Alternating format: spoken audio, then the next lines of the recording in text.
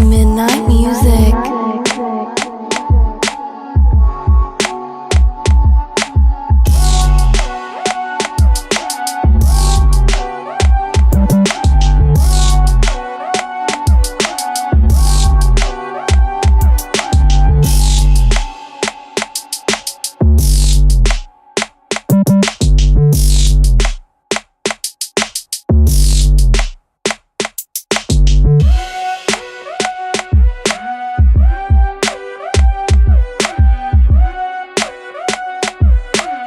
Midnight music.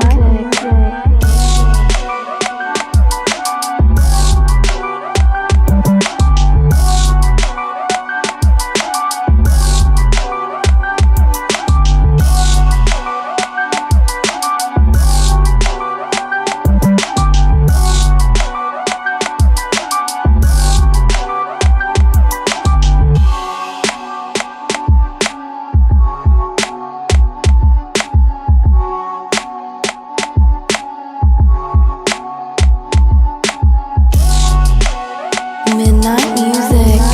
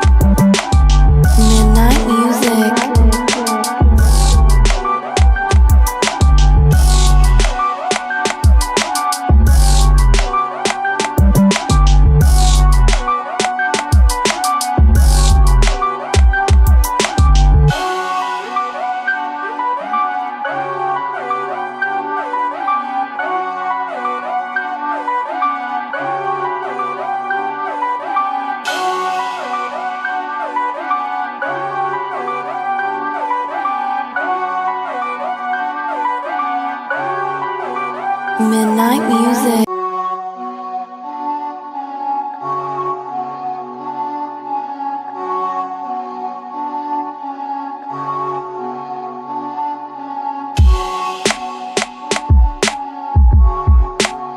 Midnight music.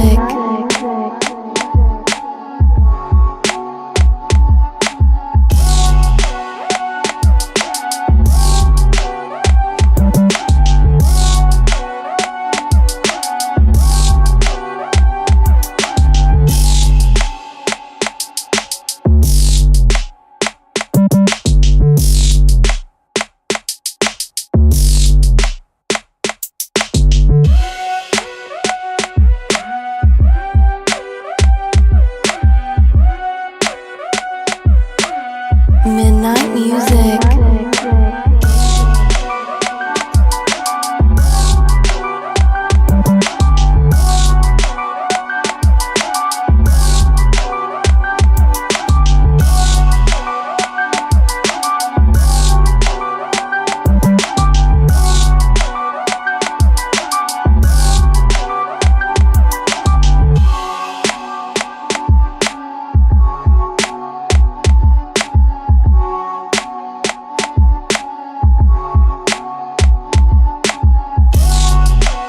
Midnight music.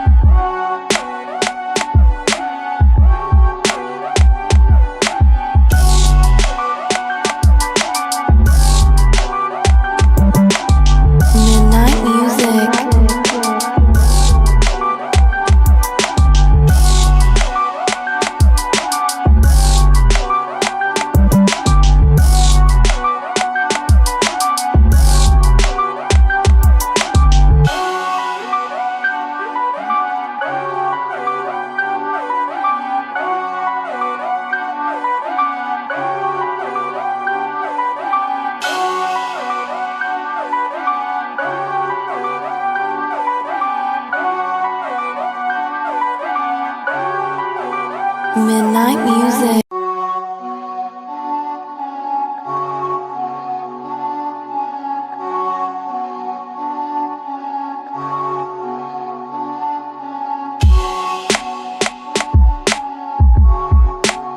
Midnight music.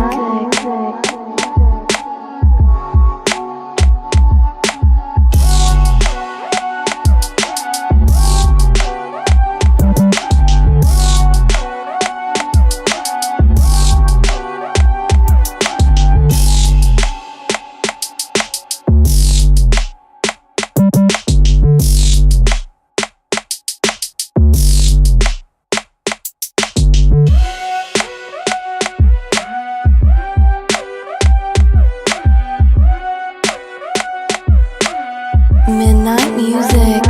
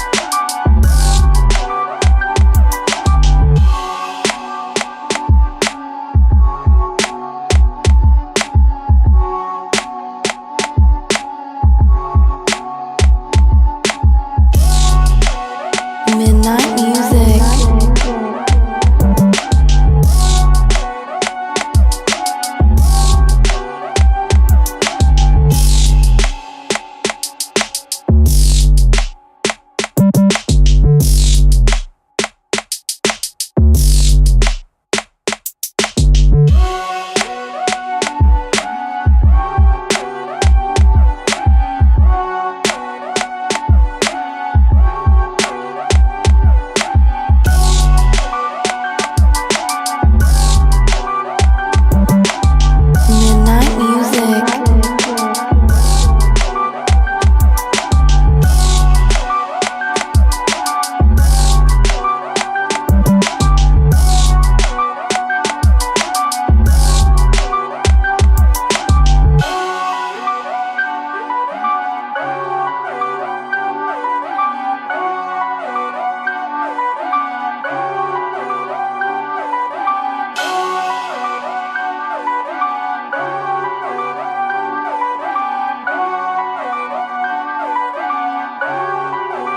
Midnight music.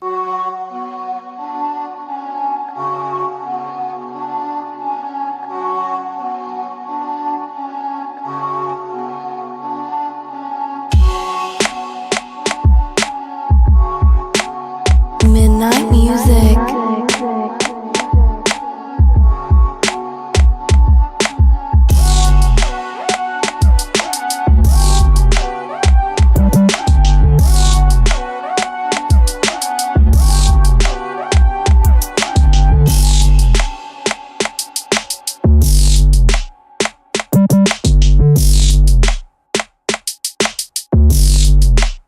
Andrew McMahon in the Wilderness did a secret show at this Mexican restaurant in fucking Pittsburgh. I saw it on there live because at that point, we left the festival and we were like at McDonald's and Taco Bell, like getting food because it was just game over at that point. We waited in the parking lot for like an hour before it was like safe to drive. We had all our luggage in the car, and I feel like the universe made us miss our flight Friday night because we couldn't check into the hotel until after we got out of the concert. So all our shit was in the car. So when we got in the car, we were able to change into like dry clothes. I had new shoes. Damn. It's like I was sitting comfy. So Andrew McMahon played the secret show at the Mexican restaurant. Taking Back Sunday apparently eventually played an acoustic set, and then Yellow Card played Ocean Avenue. It sounds like they only played the song, but I could be wrong because, again, I left. And then, like, the next day, Taking Back Sunday did a secret show in a random backyard in Lindenhurst. Wait, what?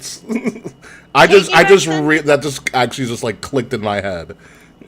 Taking Back Sunday played a fucking backyard show in Lindenhurst on Sunday.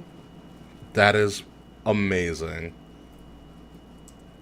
Yes, but Adam can't sing anymore. Ew.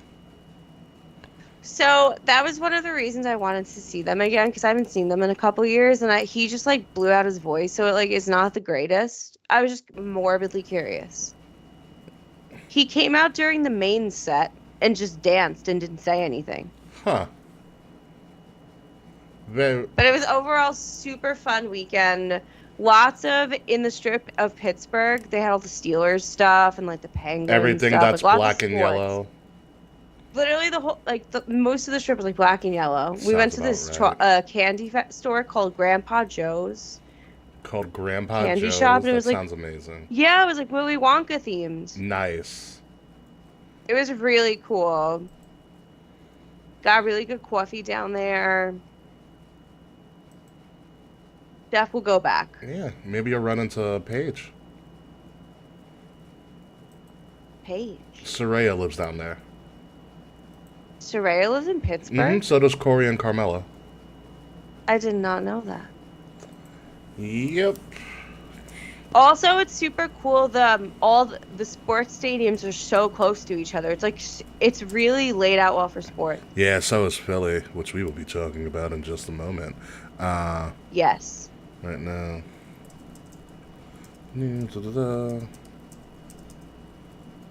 Polo Pro Wrestling. Boom. There we go. Are the Yanks losing yet, Will? I haven't checked. Yeah, they're losing 2-0. That was quick. Just wanted to make sure that they were on schedule. Dude, they're awful. Yeah, they're 500 since the first time. Since what, May? Since like the 80s? Well, no, since May of this year, they were 500. Yeah, I know.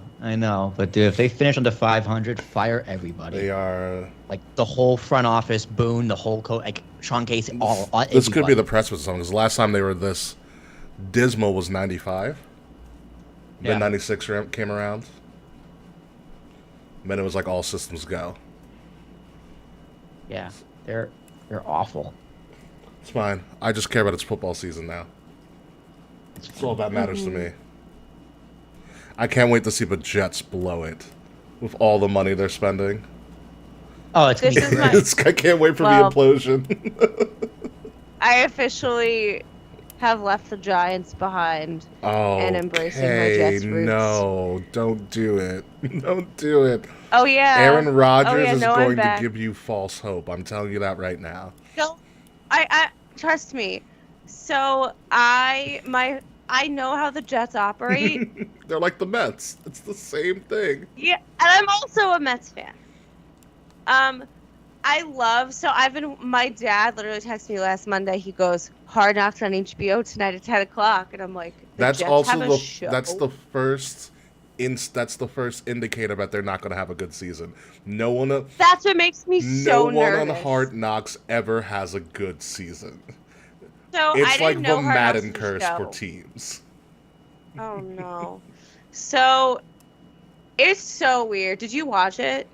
The first episode? No, I don't watch Hard Knocks. I don't give a damn about Hard Knocks. I don't watch Hard Knocks either. Like it's semi-interesting, but not always great. Like the first Hard Knocks was fantastic. That had the 2001 Ravens, which had like Ray Lewis, Tony Saragusa, Shannon Sharp. Like that was must-see TV because they're all out of their minds. For fuck's sake. Yeah, but there are rules to like teams that can be on Hard Knocks. There's like criteria.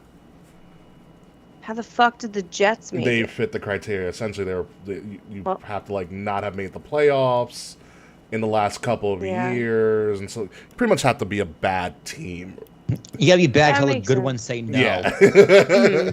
There is a legit criteria. I read it one day. So, dude, my fantasy football draft was on Monday. Why'd you guys draft so early? I have the last pick. The last pick of the entire draft? Yeah, so it's 14 teams. I have the last pick. That's a rough league, dude. Yeah, dude, I know. It's going to be a long season. I did fantasy wrestling a couple years ago, but fantasy football, I just fantasy don't get wrestling was kind of dope. It is a snake draft, Ricky, so I get 2 picks, which is nice. It was Oh, fun. you're snake draft and you're the last pick in the round, and you're fine. Yeah. I'm gonna do auto draft. I don't know shit about football. So. Yeah. Oh my god, fantasy wrestling though was really fun. It was so much fun. I lived for the it. UI kind of sucked. Like the user interface was kind of. The website was kind of. It was ugly. Yeah, it was very ugly. What was it on? I forgot. Drop Your Belt. It was Drop the Belt. .com. Yeah, dropthebelt.com. And so they split up the year into seasons. So you had WrestleMania season, which is like Royal Rumble into Rumble. Yeah, WrestleMania. big four to big four, Yeah. right? Mm-hmm. That's cool. It rules. Yeah. It fucking rules. And you got different points for different shit. It was fucking amazing. You can draft managers and all of that stuff. Let me see if Drop the Belt is still around. I don't know why I stopped fantasy wrestling. I just one day never logged in again. Let me see if it's still there real quick before we get this show on the road. It is actually still here. Oh, really? Oh, this is interesting. They've expanded Drop the Belt. Into what? Into different... So you can do... They switched it by essentially the 2/3 major brands. You can do WWE, NXT, or AEW. And they all have different seasons. Oh my god, that's fun. It's blah, blah, blah. They have a... That might motivate me to watch more because honestly, I don't know. I watched SummerSlam and I watched SmackDown. I don't know what's going on. I don't know what the fuck CM Punk is doing. That's going called up the locker room again. That's going straight to UK. That is your segment. Yeah, dude, it's literally CM Punk TM at this point. Let me see. Pretty soon, CM Punk's gonna be the new bear in the Chinese zoo. CM, The guy in one the of my placeholder names for the pup in my head is CM Pup. Nice. That's nice. pretty good. That's pretty good. Nice. I do love that. CM Pup. CM Pup. Isn't that great? CM Pup. Yeah. Yeah, this is the first time in a long time that the whole gang's been back together. First time in like a month, I I'm believe. sorry, y'all. Me too. It's I've been gone. a rough go. So okay. So I'm having. go ahead, Kay. Well, I've been like, I'll talk to you more about it off air, but like, I've been like struggling now that I work on show days because I'm mentally done when I get here. So we'll tell you on Drop the Bells. I'm looking at it right now. Apparently, you can like sign up. There's like a free sign up, but there's also all right. So you can sign up for free, but I guess there's also like a no, you sign up for free. They have the leaderboards right now. So I guess in their general scoring for WWE in the last 7 days, the fantasy leader is Rey Mysterio. So they literally he's the champion? Well, he did this win the belt. He did so just that win, helps. but like the fall season just started 2 days ago, on the 14th. So this is gonna run all the way into until the end of the year, so August to December 22nd, and then you get like a 2-week break, and then the first of the next year is the WrestleMania season, which will end the day at like the night of WrestleMania is the last day. Wait, it says 30-day free trial, so do you have to pay eventually? It looks I like. think that's just a Yeah. misnomer. It says for private leagues, only the commissioner needs to subscribe. All other players only need a free membership. Oh, So okay. and they're all annual plans. What's the annual? Okay, so there is a free plan. There's different things. Yeah. Different tiers. So the free plan, you sign up for free to be a member. You join unlimited leagues commissioned by others. I don't want that. Read and comment. The next is the undercard. Free features plus. You choose what brand you want to play. And then included with each brand, you get to create a private league for you and your friends. Invite up to 1 friend for free with 2 players max. Play solo with our exclusive matchmaking leagues. 1 entry to the current season of matchmaking. 1 pick'em ticket for every pay-per-view. Unique flair, and then it's $2.99 a month. Oh, I'm looking at their tier system now. They're very creative with this. Yeah, there's a lot of different tiers. They found a way how to make money. Thank you. They found a way to make money. I brought a snack and a drink. Okay, I see what they're doing. So the highest one is the Super World Champion. Which means you can pretty That's much... you can create a private league for you and your friends, 15 players max. It's $150 for the year. Yeah, I'm looking at the other ones. Is that the only ones that have yearly pricing? I guess so. So I have like a question as someone that like apart from like fantasy wrestling like does not fuck with fantasy. Like is that normal? Like you pay a fuck ton of money? Yeah. Yes, in fantasy, it's a betting. It's a betting. it Pool. is a betting pool. Yeah, like Right. So like I think our league's getting bumped up to 80. So all 14 of us going to pay $80. Whoever wins gets like 2/3 of All of that, it? and then the second and third split the yeah. rest. So that's the same thing. My league is Okay. a 12-team Yeah. league, $50 per team. So it's $600. $600 pop. Yeah. Winner gets 3, second place gets 2, third place gets 100. Yeah, that's pretty much Oh, how we do it too. shit. Yeah. Yeah. It might change. They also they get the winner also gets the 300 pop, but we have a traveling wrestling belt. Oh, that's Because sick. I'm the commissioner of the league, and when I did this almost 10 years ago, I was like, we're buying a belt for the league. And so the belt has traveled. It is currently in North Carolina at the moment. That's really That is really cool. So our 10th season is going to be... oh, hey, Smacking It Raw. We need to collab soon, I think. Especially if you guys are going somewhere in the... you guys are going to the place of cheesesteaks. At least one of you guys is. Fuck yeah. See you there, big guy. Yeah. So, no, I'm gonna update the belt because the 10th year of me commissioning this fantasy league is next year.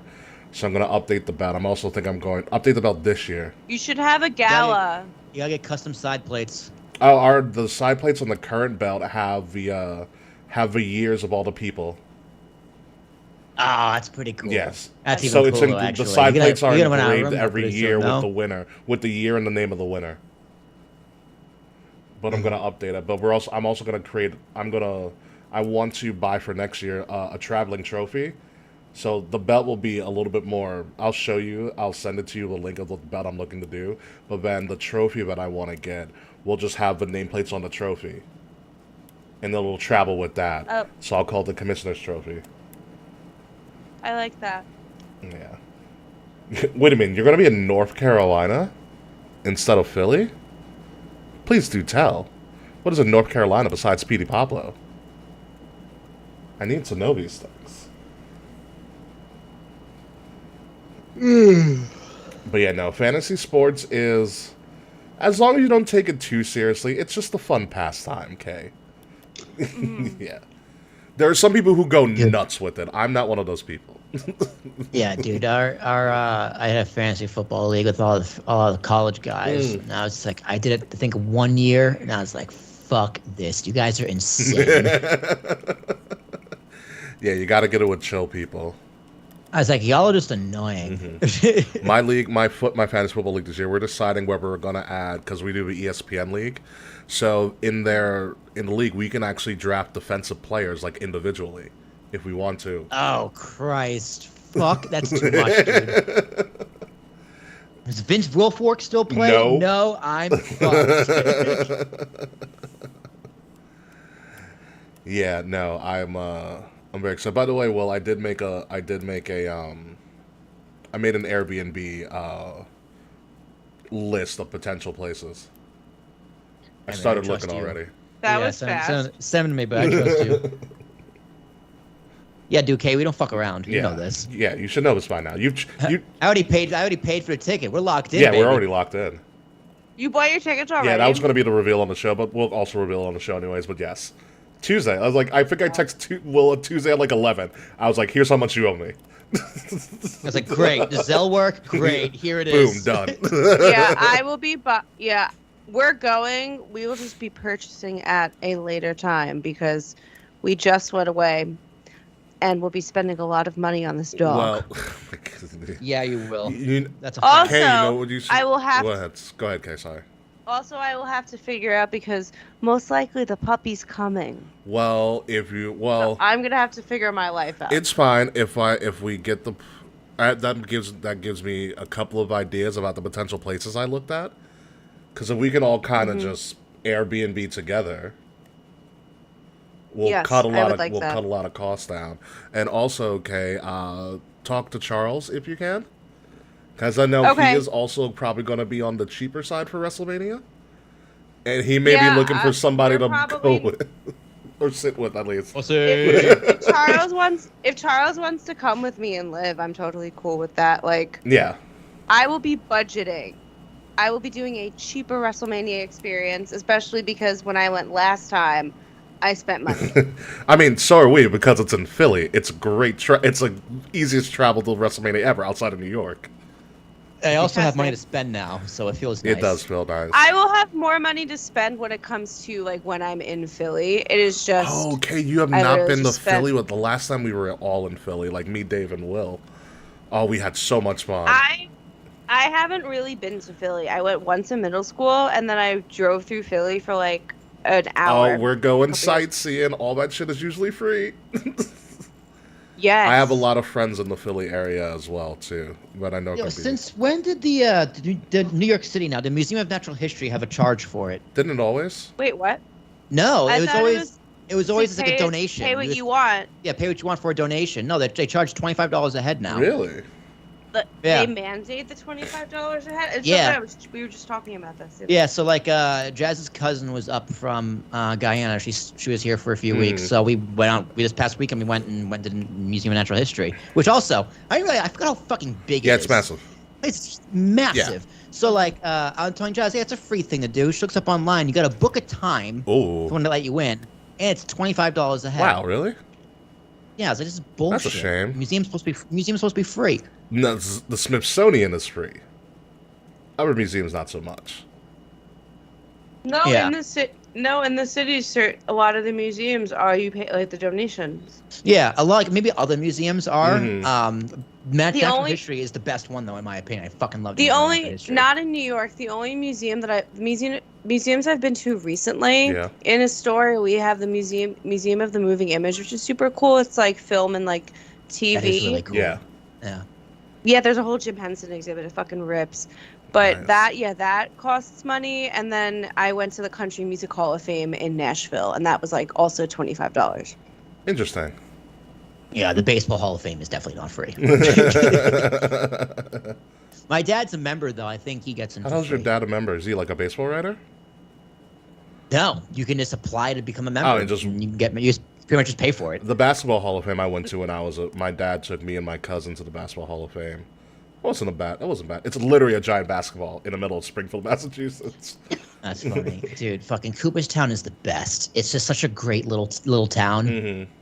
In the middle of upstate New York, and it's just a basic town of baseball. Yeah. Then you leave, and you're like, I just get me the fuck out of here. It's weird out here. Dwaynesburg is next door, and Dwaynesburg, New York is a weird place. Let me tell you I've never even heard There's of a lot of weird places in upstate New York. That's why I stay on the island. Upstate New York is a weird place. There's nothing weirder than the border of Vermont and New Hampshire. Let me tell you, the little hope to never go back. Border towns between Vermont and New Hampshire. it's weird. It's really. I never want to be that high up in the New England area. With this accent. Yeah, I've never been to New Hampshire or Vermont. New Hampshire's actually, both of them are dope. I should say both of them are really dope. Heard. It's just the border towns are a little weird. Yeah, makes sense. I see Trump flags next to gay flags. The war. That's amazing. Yeah. That's amazing. All right, are you ready to get the show on the road? Mm-hmm. Yeah, let's do it. Let's do it on you, Will. All right, let me hit record. That should probably start yes, with that. You should. All right, 5, 4, 3, 2.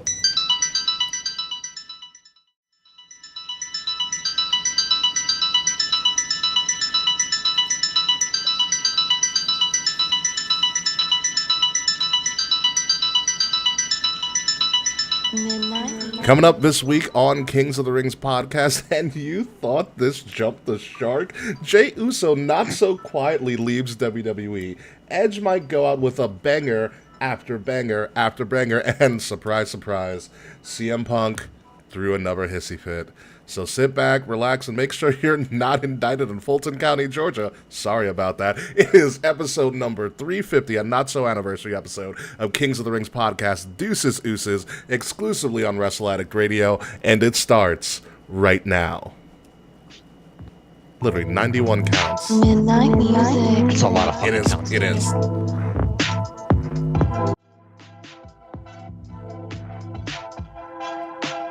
So many counts. I can't even count that high.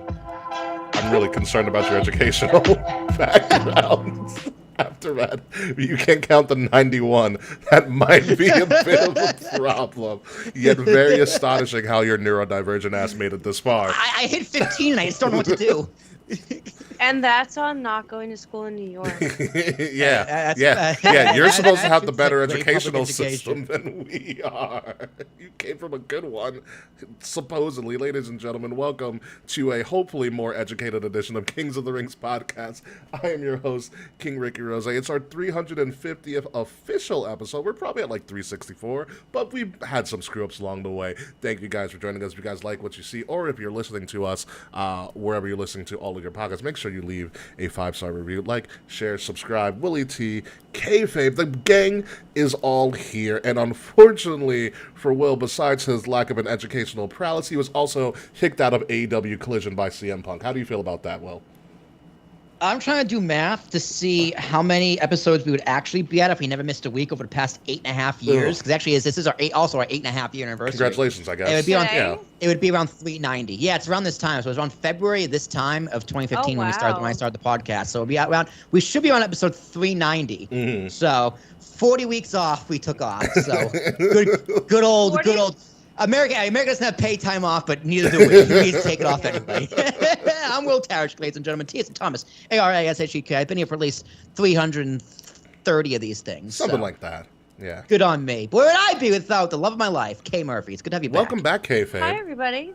I am glad to be back. This is, I don't know how many episodes I have been on Kings of the Rings podcast, but I have been here for 4 years already. Well over 100, I know that. I'm definitely way past 100, like including like guest appearances, like pre-hosting time. But I don't know how many episodes I've been on. Why am I the future tag team partner of Riddle? We'll talk about it. Oh God, I think that's offensive. Everybody needs a babysitter. During my birthday week? Come on, I deserve better than this. Listen, everybody needs Riddle needs a babysitter.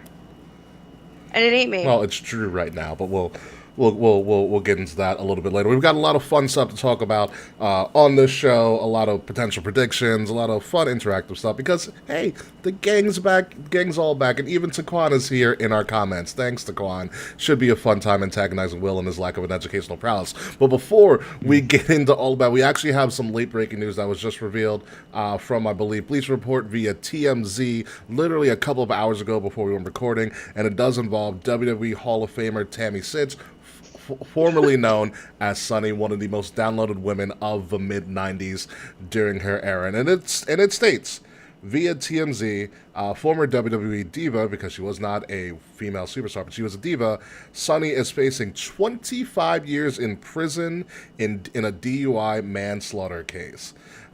Shut the fuck up. So I will read it to you because I literally have not got a chance to read it because I was prepping for the show. So here's what we got from TMZ Sports. Tammy Sytch, better known as Sunny, during her time in WWE, faces a maximum of 25 years in prison after pleading no contest to DUI manslaughter charges Wednesday. TMZ Sports reports that Sunny entered a no contest plea on the following charges: felony DUI causing death, 1 felony charge of driving with a license suspended causing death, 4 misdemeanor counts of DUI with damage to a person, and 2 misdemeanor charges of a DUI with damage to property. Ormond Beach Police, it's in Florida, said the 50-year-old struck the car of a 75-year-old Florida man, leading to his death in March of 2022. They said that Sunny's blood alcohol content was, take a deep breath for this, 0.280 at the time of the crash, which is 3.5 times higher than the Florida's limit of 0.08. The Florida Department of Law Enforcement said the blood test revealed she also had marijuana in her system before the crash. She originally pleaded not guilty on the charges, but later reached a plea deal with prosecutors.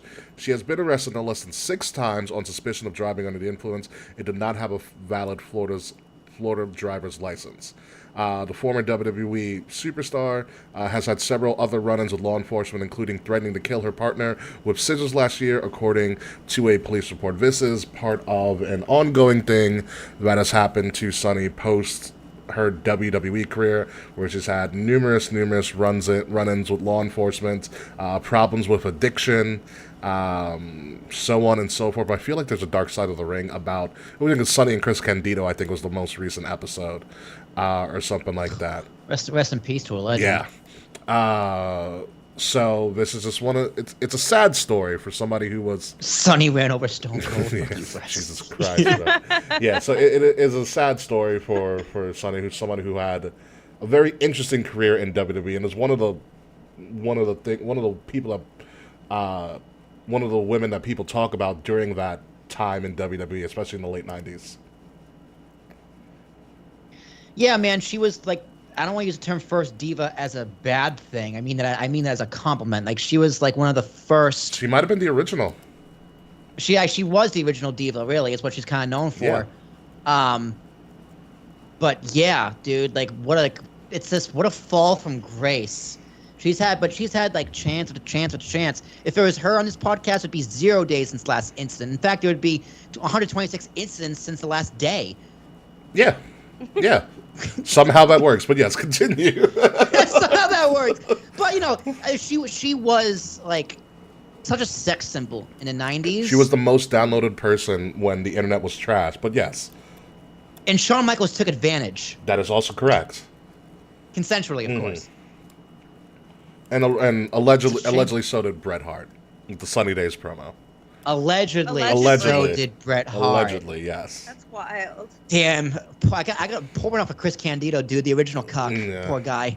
So, it's not looking good for Sunny, just to say the least. You know, especially, you know. I mean, what can you say, man? Like, I hope. There's nothing you can do. You can say you hope she gets cleaned up, but I mean, how many chances do you give a bitch? Come on now. Yeah, she is going to be serving probably at least 15. I'm assuming. Oh, for sure. I'm assuming so. She said she's 50 now, which is very surprising. I had no idea she was 50. We're out. She's 50? Yeah. Yeah, that adds up. 95 was 28 years ago. Yeah. She's 50 now, so she's going to be, you know, going through older adulthood and potentially in a prison.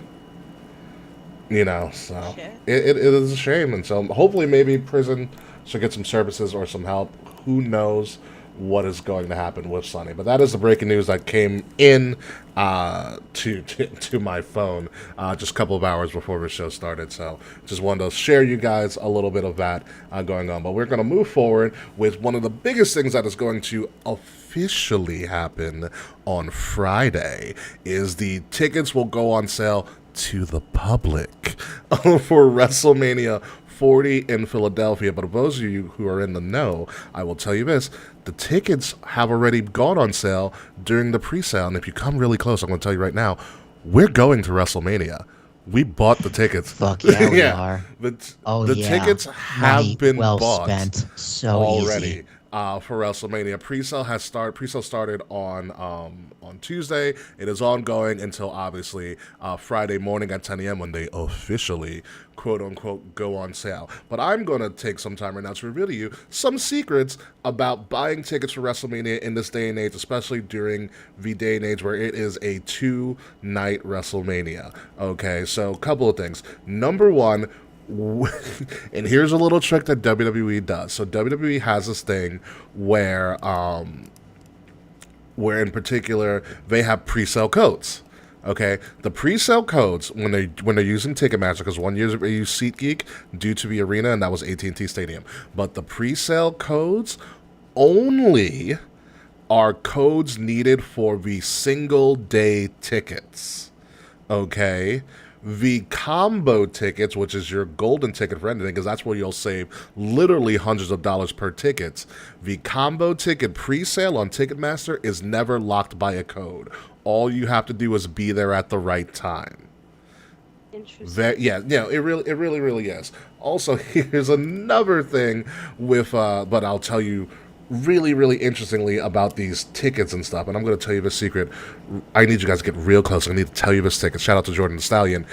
The ticket codes, the pre-sale ticket codes for WrestleMania are literally the same codes every single year. And they could be codes, what I'm about to tell you, like WWE text. 69, 420, They are 69. not WWE text, WWE app, WWE VIP, Mania, and .com are the ones that I have seen thus far.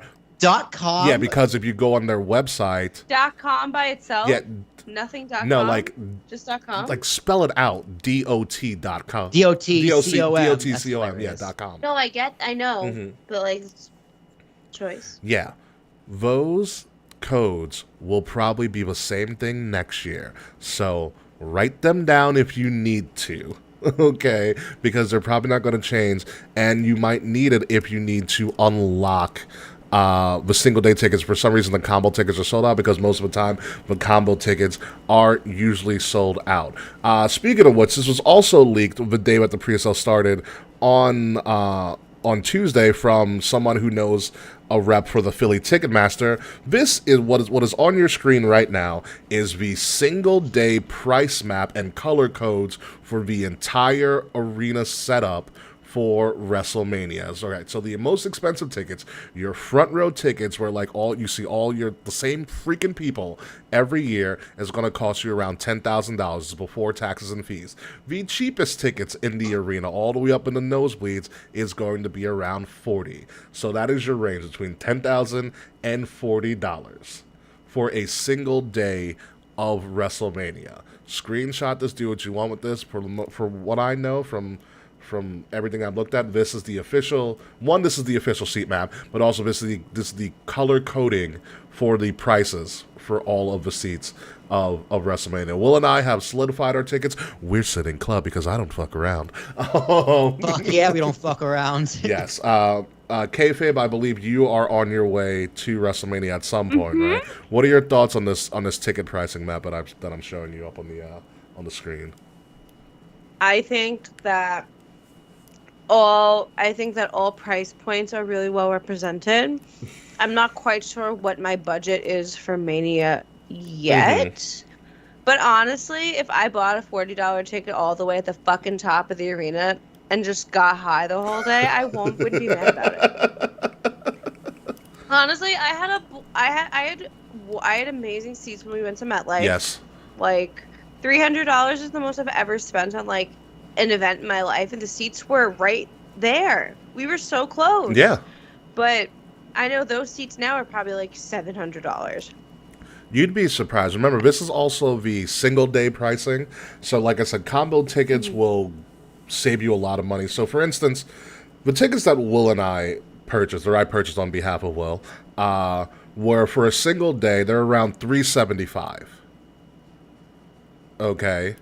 Since we bought the combo tickets, obviously $375 times 2, outside of tax and fees. Essentially, it's like $750. Yeah, essentially doing the math before tax and before fees. tax and fees, and doing the math with all of that, we save per ticket about $125 by doing the combo ticket. Yeah. So if you can, saving $250 was really nice. Yeah. So I don't anticipate being able to snag combo tickets because they will probably be gobbled up by the time I'm able to purchase Mania tickets, because we just got back from a vacation. We have some other wonderful things happening right now that are very expensive. So Mania's on pause, but I promise we are on the road to WrestleMania. We're just a couple hours behind a draft. Yeah. Hopefully they fix that bridge in time, which I hope they will. For real. Yeah. So if you are going to be at WrestleMania with myself and Willie T and fortunately Kevin, if you know us, which a lot of you do on the Northeast, if you know us and are big wrestling fans and you're going to be in Philly, let us know. We would love to just fuck around in Philly. I'm not going to lie. Let's hang out. Seriously. Get a little snack. Let's get cheesesteaks and crack the Liberty Bell. Again. I'm gonna No, for the first time. Yeah, no, it is a fun. Philly's always a fun time. Cheesesteaks are great. Reading Terminal Market, amazing. Reading Terminal Market is the shit. Yeah, so it's going to be fun time. So you are going to be in Philly, you're coming with us, let us know. Leave a comment below wherever I'm going to post this on social media. Just let us know, because we would love to hang out with you and just run buck wild. The last time we were there, we had a fantastic time for the Royal Rumble, the first ever Women's Royal Rumble, NXT TakeOver Philly, where we were in the suites in the Wells Fargo Arena. was a fantastic time. So I have fond memories of Philly. It is probably going to be, for everybody going, the easiest destination WrestleMania ever. All the stadiums are in the same freaking place. You are literally just going to be walking across to the other stadium with a giant bar area in the middle. It's perfect. I hope Tony Khan tries to run a show at like the Phillies baseball stadium at the same night of WrestleMania. He does Collision at Wells Fargo. And like, I dude, feel like- he doesn't even go. He's front row watching WrestleMania like in a club. he He has his own. He has a club box next to us watching WrestleMania while he's hosting a show. sets up. Like, He sets up. He's in like a sweet box at Lincoln Financial, setting up his. just doing cocaine off a Isn't hooker. Setting up Gorilla. Isn't the ECW arena in Philly? The 2300 arena Yes. is in Philly. Yes. Tony Khan is going to try to get the ECW arena. Let's be that real. Would be a very interesting call if Tony does pull that off. I'd be very interested to see how that's going to happen. Not what I think. I think it's going to be a very, very big weekend for Mr. Paul Heyman. That is my prediction right now. We are months away from that. But yes, WrestleMania Philly, we're officially going. Very excited. Now we just got to find out where the hell we're going to stay. But speaking of Tony and things that you just shake your head and be like, Tony, what are you doing? This was first reported I believe by everybody's favorite person, Dave Meltzer, but then also verified by Cultaholic and a bunch of other stuff. Essentially, you can read what's there if you're watching us. CM Punk allowed to block talent from Collision as seen as indispensable. This was also on top. What? Yeah. What do you mean indispensable? This was also, I will tell you, okay, this is also on top of essentially what happened was, apparently after last week's Collision, CM Punk, who I guess was doing crowd work or whatever the hell he was doing after the show went off air, and cut a scathing promo on Hangman Page, one of his favorite people to begin with. Can I just say I thought you were going to say CM Punk was doing crack? Could you imagine? The show goes off air. He could. starts, what's up? The straight edge superstar is not doing crack. Yeah, so he cuts this really scathing promo on Hangman Page. Obviously, that goes viral for all the wrong reasons because CM Punk is just being CM Punk. It's then been revealed that he also had a pretty high-profile verbal argument with Jack Perry about his segment on the show. I think that was before the show. It was also has come out that he has essentially. It's not confirmed yet because Tony Khan did not speak on it, but it said that he has barred people from showing up at Collision, essentially blocking people. Stop. One of them including Matt Hardy, another one also including... Is Jeffrey banned? I haven't heard anything about Jeff, but the other one including Christopher Daniels, the fallen angel, who is now essentially... AEW's head of talent relations. What? Yes, and it has come out. What is happening on AEW? The report has come out that CM Punk pretty much has carte blanche to do whatever he wants because he is seen in the company, Tony Khan, as an indispensable person. Essentially, they're giving him the late age WCW Hogan treatment. They're giving him a Hogan. They're giving status? him the Hogan. And Mix Murphy, kayfabe, what are your thoughts on? This is your boy. This is why I'm going to you. What could possibly go wrong with someone who has a big Yeah. ego? I wonder. What are your thoughts on this CM okay. Punk situation that's going on right now? He's getting the Hogan. They're giving him the Hogan. Okay, so I haven't actually seen this with my eyeballs yet. Based on what I'm hearing, I fucking hate it. Yeah. I absolutely, truly do not like it.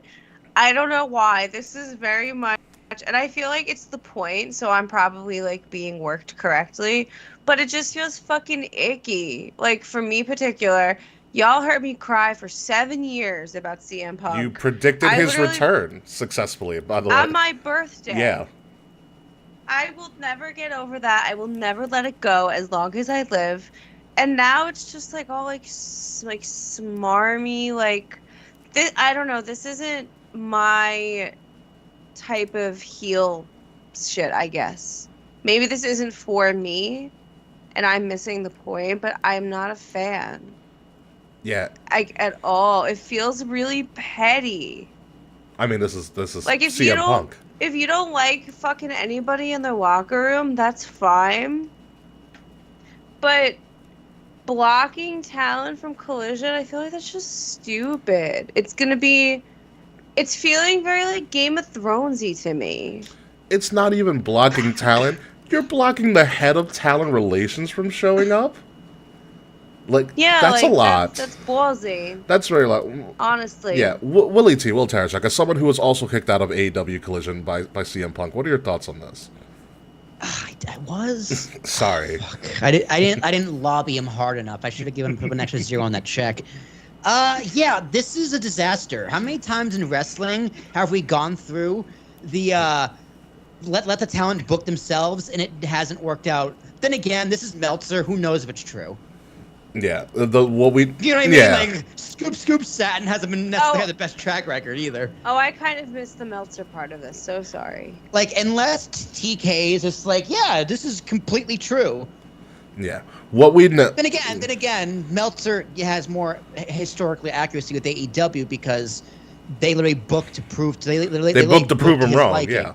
Yeah, they booked to prove Meltzer right sometimes. Yeah, that's also true.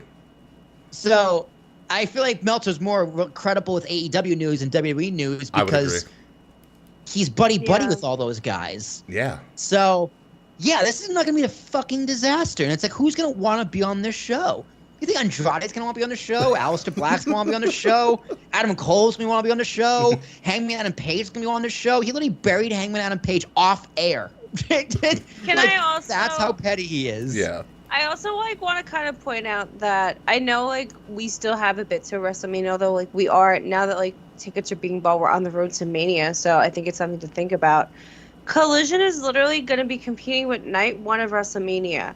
How the fuck are you going to produce compelling TV that night if CM Punk is just going to cherry pick everyone from the show every week? Also, don't forget CM Punk is the real world champion as well, with the little X over VE. Oh yeah, I thought that. But yeah, but also, forget, they're not only trying to go up against night 1 of WrestleMania, they already failed going up against one night of SummerSlam. They failed miserably by all the metrics. They have to survive the fall. Kayfabe, I know you're not a big sports fan, but you know what happens in the fall? Football, baby! Not even that. Football. The sport I actually care about. Almost every major sport either begins or ends in the fall. Really we are talking baseball's coming to an end. The NFL's kicking in. The NHL starting up. The NBA just revealed their in-season tournament, which is going to be the entire month of November. By the way, wait, excuse me? They're starting off a year with an in-season tournament. Yes, that just got revealed. Post show. I explained it to my dad today too, as well. But not only that, specifically on Saturdays in the fall is dominated by one sport and one sport only: college football from noon to midnight. And with most of the big games happening at prime time at 8 o'clock, the same time Collision's going on, I don't know if they'll survive. Yeah, their ratings already dog shit.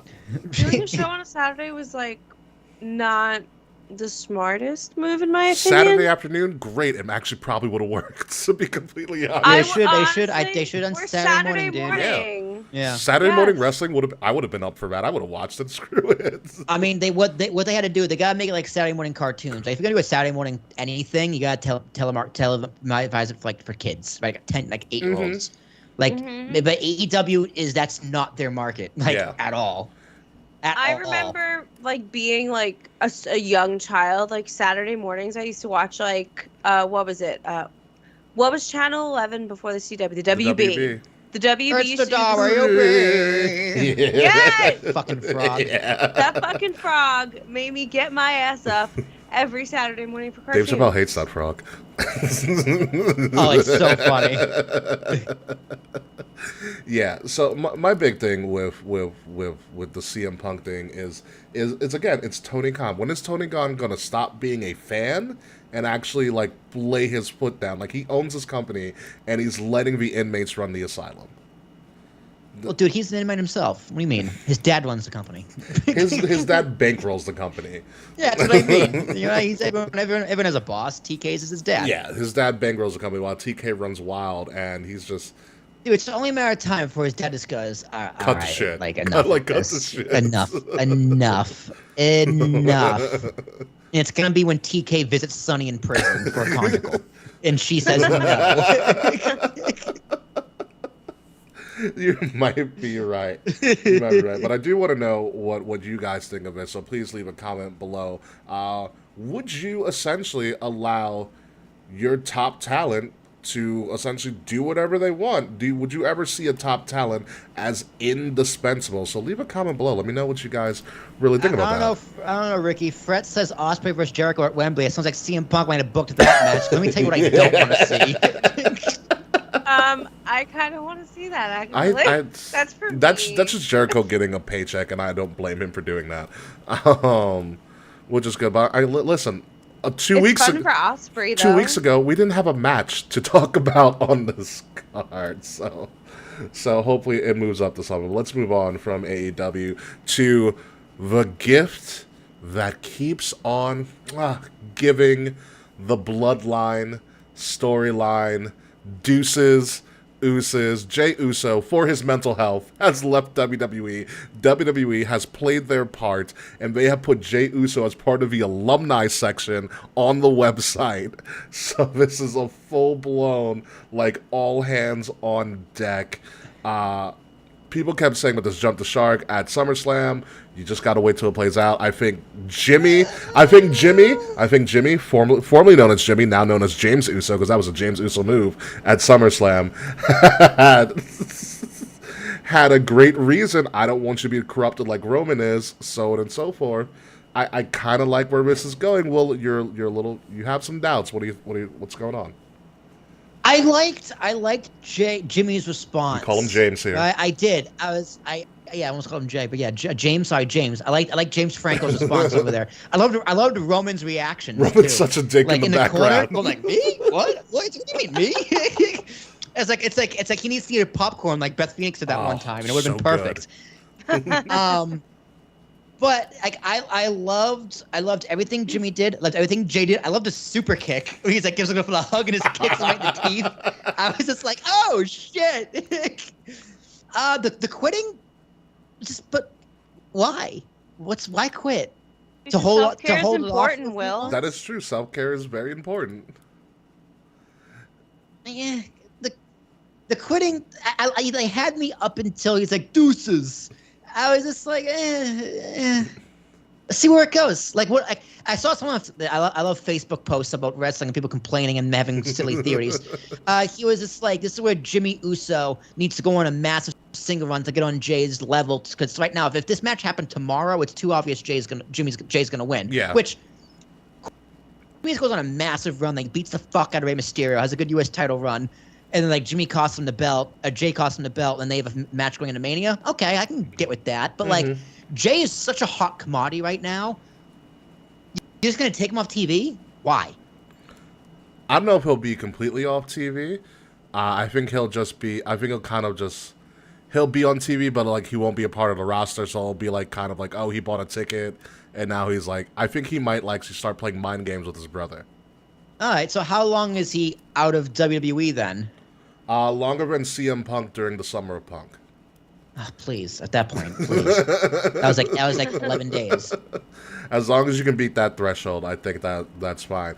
I'm interested to see where it goes, to be honest with you. I'm interested to see like how James Uso responds, what Jimmy does, what the fallout's going to be, what Roman does. I mean, let's be honest, this is all an excuse for Roman Reigns to take a little bit of a vacation, and rightfully so. He doesn't need to be in the spotlight, you know. And I'm glad that they didn't go with the I was jealous route, right? They didn't make him go uber heel. They made him a sympathetic heel. You go, okay, I get what you're saying, but you're still a piece of shit for doing it. Like there are other ways to have that conversation other than in front of 50,000 people screwing him out of like his moment of his life. But it's sports entertainment. And he's like, I didn't do this for you, Oos. What are you talking about, Oos? I did it for him, Uce. Did it because of him. And Roman's like, me? He's like, what do you mean? He's, I don't want to tell him. He's like, what about me? I'm great. It's like Roman's facial expressions was so good. He started laughing like. That was the best part great, of it. Roman was like, what did I say, huh? What did I say? What did I say? I told you. I told you. And then he got kicked in the teeth. That's what got. Then that's. Now it's time for you to acknowledge me. And ladies and gentlemen, that is traditional gaslighting by Roman Reigns. Of course. Kayfabe, what are your thoughts on this segment? I enjoyed it. Don't really remember it honestly because I watched it during work, but I'm excited to see what's next. Yeah, it was very kicky.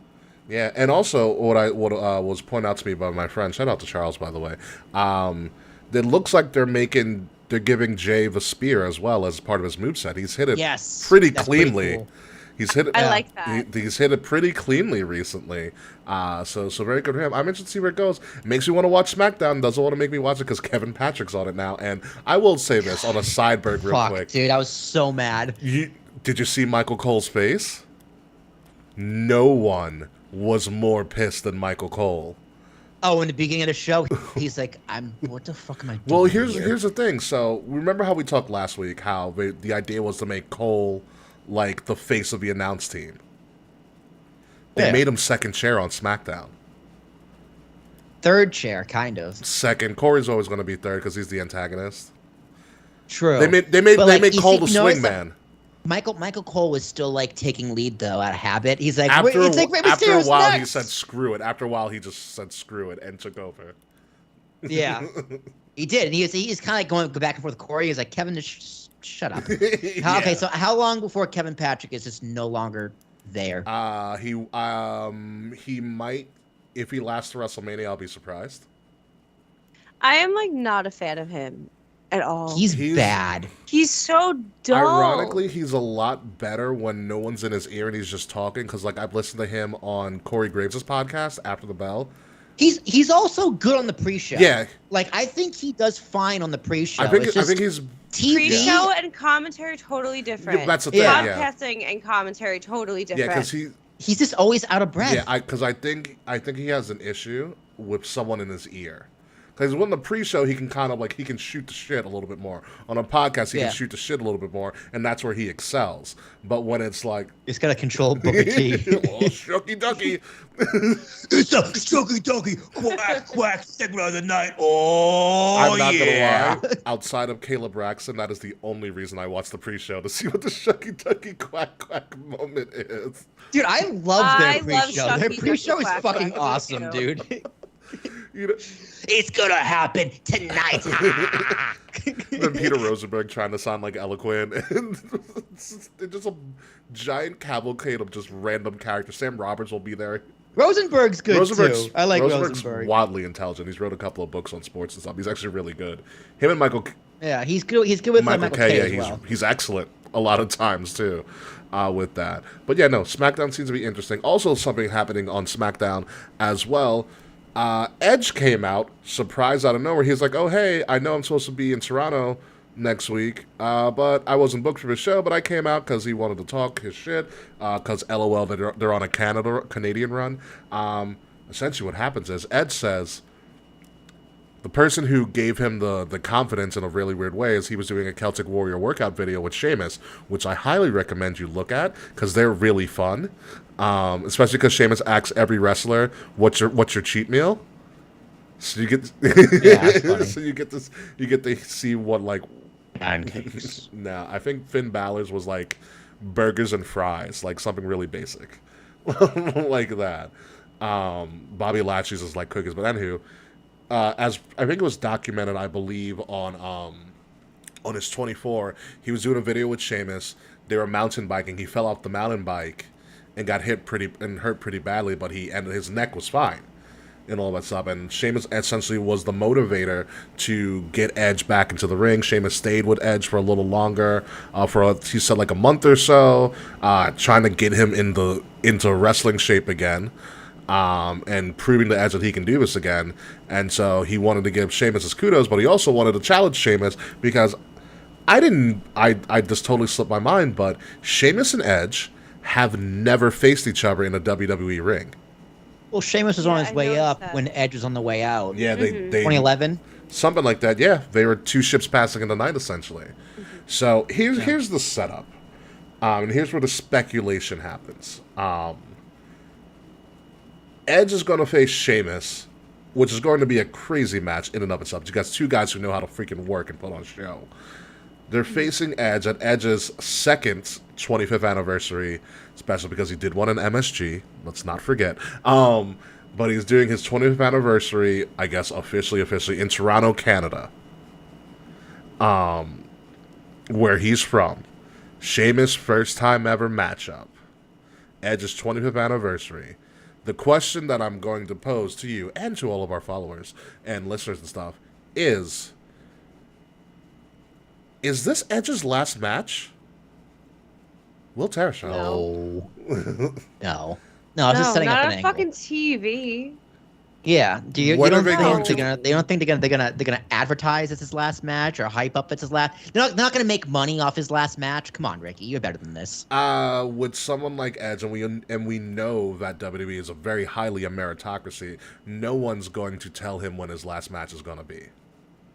That too, as well. You know. If this sets up an angle, you're probably gonna unless Ridge Holland like accidentally injures him, God. Oh, right? stop, don't say that. Knock on wood. Yeah. might No, it's not happen, his though. last match. This might have a great heel turn though for Sheamus, which I think would be interesting. That would be very fun. Yeah. Super. It's like Edge versus Sheamus. I never thought I would want to see it or care to see it, or It's really interesting. Yeah. it's just like this is just out of nowhere and weird. Okay, let's see what happens. Yeah. If it's just a one-off match and that's it, like what a waste. But I think this has to set up an angle. I feel like Go ahead, Kay. I feel like WWE often is predictable and isn't like surprising in this way. So it's really nice to see such a fucking random pairing that's never happened before. Yeah. And it's gonna slap. Yeah. I think it is. I think it is going to slap. But I myself wouldn't be surprised if Edge just hangs it up. What a better way to go than in your hometown. He's probably almost done, but I think it's just he's like on the road to his retirement match, but he's not. He's just a stop. The crazy part about it is I don't foresee WWE returning to Toronto anytime soon. At all. So like, No, probably yeah, not. and so if this essentially might be his last WWE match in front of his home crowd. That's probably for sure. Yeah. Sure. Possibly. Yeah, probably. You know. Come on, Ricky. You know how this works. They got to announce it. They got to do a retiring tour Well, no, not. where he wrestles all the people he wants to wrestle to, and he loses to Baron Yeah, Corbin. You know how that's- this works. We've been down this Kurt road. Angle did that, but Kurt is not Edge. You know, Edge already knew he was on like borrowed time, and let's say Hey, dude, Kurt Angle's been on borrowed time since the '96 Kurt's been on Olympics. borrowed when he broke perks his since the neck. '96 Olympics. Okay, so because I'm just saying, I see Edge as kind of a storytelling romantic, and I could see him kind of pulling a Billy Gunn, which happened randomly on Collision, which Billy Gunn True, retired. but yeah, that's just Billy Gunn. It's not Edge. It's Billy Gunn. You know, but I'm just saying I wouldn't be surprised if this occurs. If Edge pulls a fast one. Kurt's wife got So, borrowed. God damn Probably it, the Twan. second wife. No, the first wife, I believe. Karen Jarrett. Because he got remarried, I believe. But anyway, yeah. Kurt did, yeah. Listen. It's possible Edge. Like I said, I wouldn't be surprised if this becomes a moment where Edge just calls it quits. We'll know Yeah, I know gotta if think Beth about Phoenix that is in the crowd. If Betty is there somewhere, then this might be it. That's going to be my indicator. So, moving on. Also on SmackDown. SmackDown was pretty hot this week, unlike Raw. Out of nowhere, Rey Mysterio beat Austin Theory for the U.S. title. So Rey Mysterio, after being inducted to the Hall of Fame, is still on some kind of crazy run, and he is now the United States champion. And I believe Mr. Willie T. Will Tarashuk, I believe this solidifies everything that John Cena said about Austin Theory before WrestleMania. It's looking real bad. Yeah. It's sad, man. It's a goddamn shame. Yeah.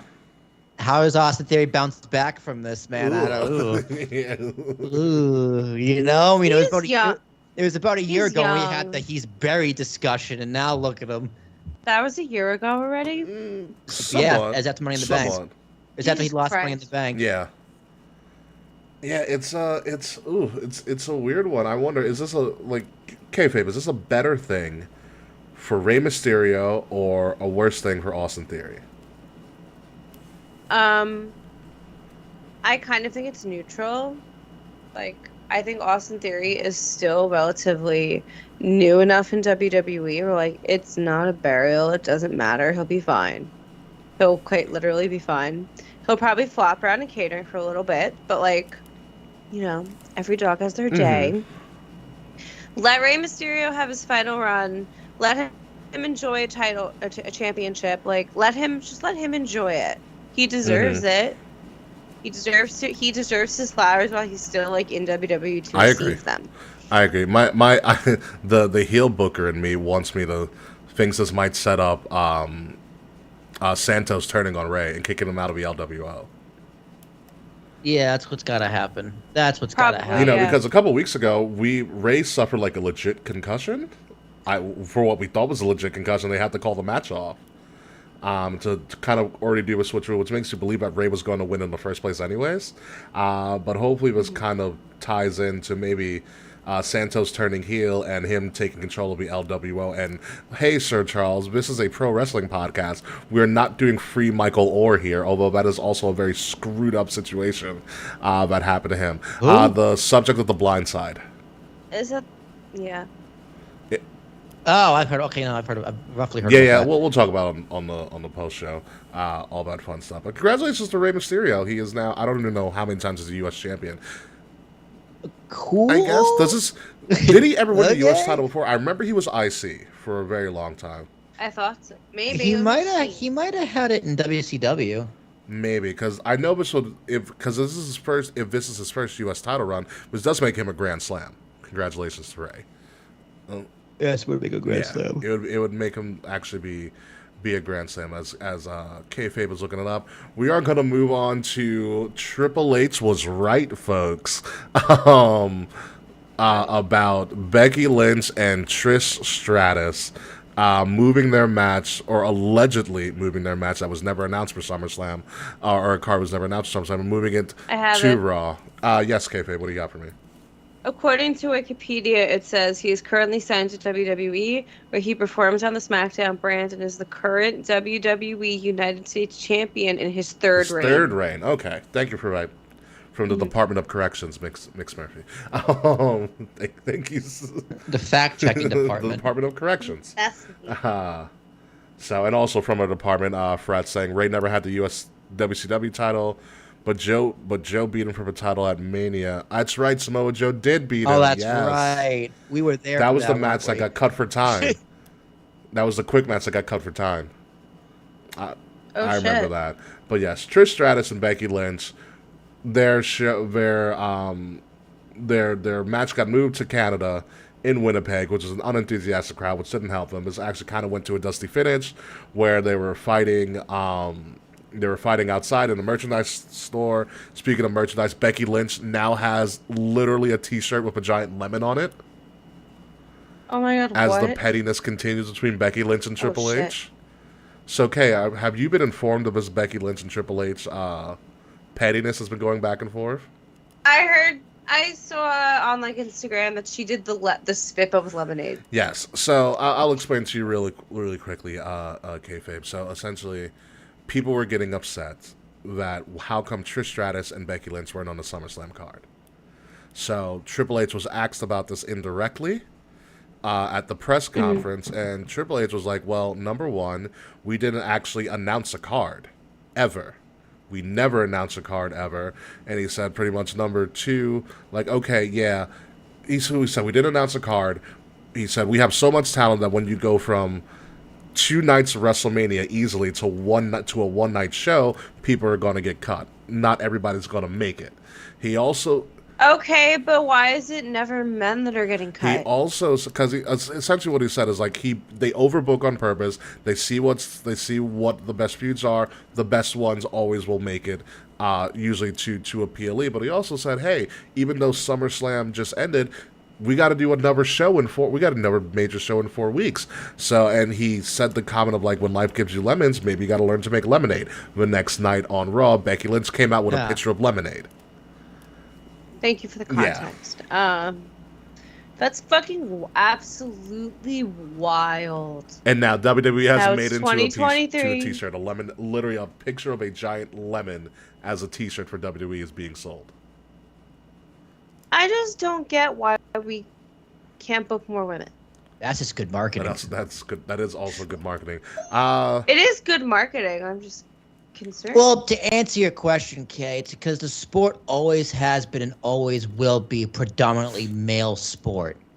It's just the nature of the business. Mm-hmm. No, I get that. It's just, it seems like whenever there are time constraints, budgetary constraints, things like that, it's always the women's matches that are the first to go. But also Well, yeah, keep in mind, it's predominantly a male sport. That's just also why. keep in mind a couple of things. Number, like Tripp said in the presser, Becky and Trish were never announced for SummerSlam, ever. Oh, I didn't say they were. It's still just like a bummer that like. Yeah, it's safe to assume that though that they got cut, like because you can't get like it's to safe, get it's cut. safe to assume that they would have been booked on the card. I know. Technically, you're right, Yeah. Ricky, but like. You know, do a little inferring here. That's what I'm looking for. Make an inference. There you go, inference. There you go. Use that. It can only count on 15 education. like if it were like on this show, we were saying that we're assuming this is going to SummerSlam. Like we saw the writing on the wall. We assumed, now, yeah. you are technically correct. Yes. That the card was never announced, but the way TV was going, it is safe to make an assumption and an inference that this was going to be on the card. And seeing that it's not, it is safe for us to assume and infer that it got cut. Like Daquan said, they were never announced, but you can assume that it was being considered. That is the better. Sure. Yeah. And maybe it probably was being considered, and they said, okay, we have, what did they have, like, 8 other hotter rivalries going? Yeah. And to Kay's point, yeah, they wish like a different men's match would have been cut. But Kay, let me ask you, which one? Yeah, which one are you cutting from that card? I don't remember the card. You have the Slim Jim Battle Royal, which Slim Jim was given I would have cut that Slim one. Jim's But then people without would have been mad. question. well, Yeah, but the LA. But do you do that at the risk of how over and hot LA Night is? you also do not cut somebody who's giving you money. Slim Jim is a sponsor. They were giving them millions of dollars. God damn to it! be on there. I'm not gonna lie, Kay. He's right. Yeah. But then again, could Slim Jim have sponsored this match where there's too much violence or fucking whatever? I don't know. If I'm giving you millions of dollars, you're gonna listen to what I want to do. Yeah, fair.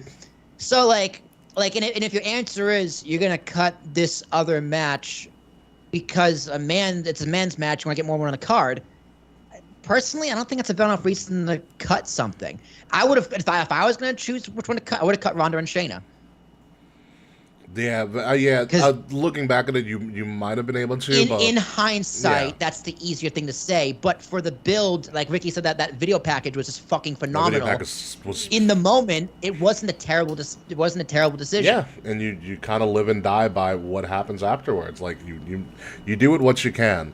Yeah. Yeah. And you gave it a bigger stage as to what's being moved forward. So it's not like you did him a favor, but you're making up for it in the very least. Yeah, I think the issue especially with in particular the women's booking outside of them not having a mid-card title and the flip-flop of a tag team titles or recursing of a tag team titles is that I think the people trying to tell the female stories aren't actually female-bodied individuals in the writer's room.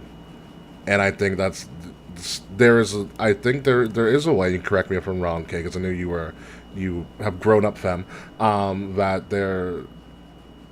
it's a certain way of telling a female story, but it's compared to telling a male story. A man couldn't have made Barbie. Yeah. Oh my god, absolutely not. A man could not have made Barbie. And a man, Guaranteed, yes, they could not do that. Or a man or somebody that grew up and was socialized male most likely will not understand nuances such as the Barbie movie or things in the typical feminine experience and the experience of womanhood. Yeah. And women need to be telling these stories. A lot of the stories for surrounding women aren't really meaningful. Mm-hmm. It especially in the tag division, often just feels like we put wrestler A and wrestler B together, and they're gonna wrestle wrestler C and wrestler D, and it's just not meaningful. It's not very thoughtful. Like, look at the fucking Lana Bobby Lashley story. Let's not, but I know where you're going. Or Lacey Evans, Ric Flair. Yes, Oh my Lacey God. Evans, Ric Lacey Flair. Evans Flair. Wow. What a. I only mention that because Lacey Evans announced that she's leaving WWE. I think as of tonight at midnight, she's done. Wait, Oh, what? she did that. Yeah, Lacey Evans. Oh, okay. Lacey Evans is out. Like her contract expires, I think tonight or last night or tomorrow night at midnight, and she's not renewing. Well, Oh they shit! did. They did. There was too much flip flopping. I thought she had a lot of potential, but I think she was mishandled. They did her dirty, Yeah. man. They should have kept the sassy They Southern did. Belle. I because it agree. was The so sassy Southern perfect. Belle, I think, was tailor made for her over a long run. I It was was not a fucking fan. perfect. I wasn't a fan of her in like any Much way. to the behest, but much to the I behest loved of her too Dave. much. Much to the behest of Dave. Yeah, but no.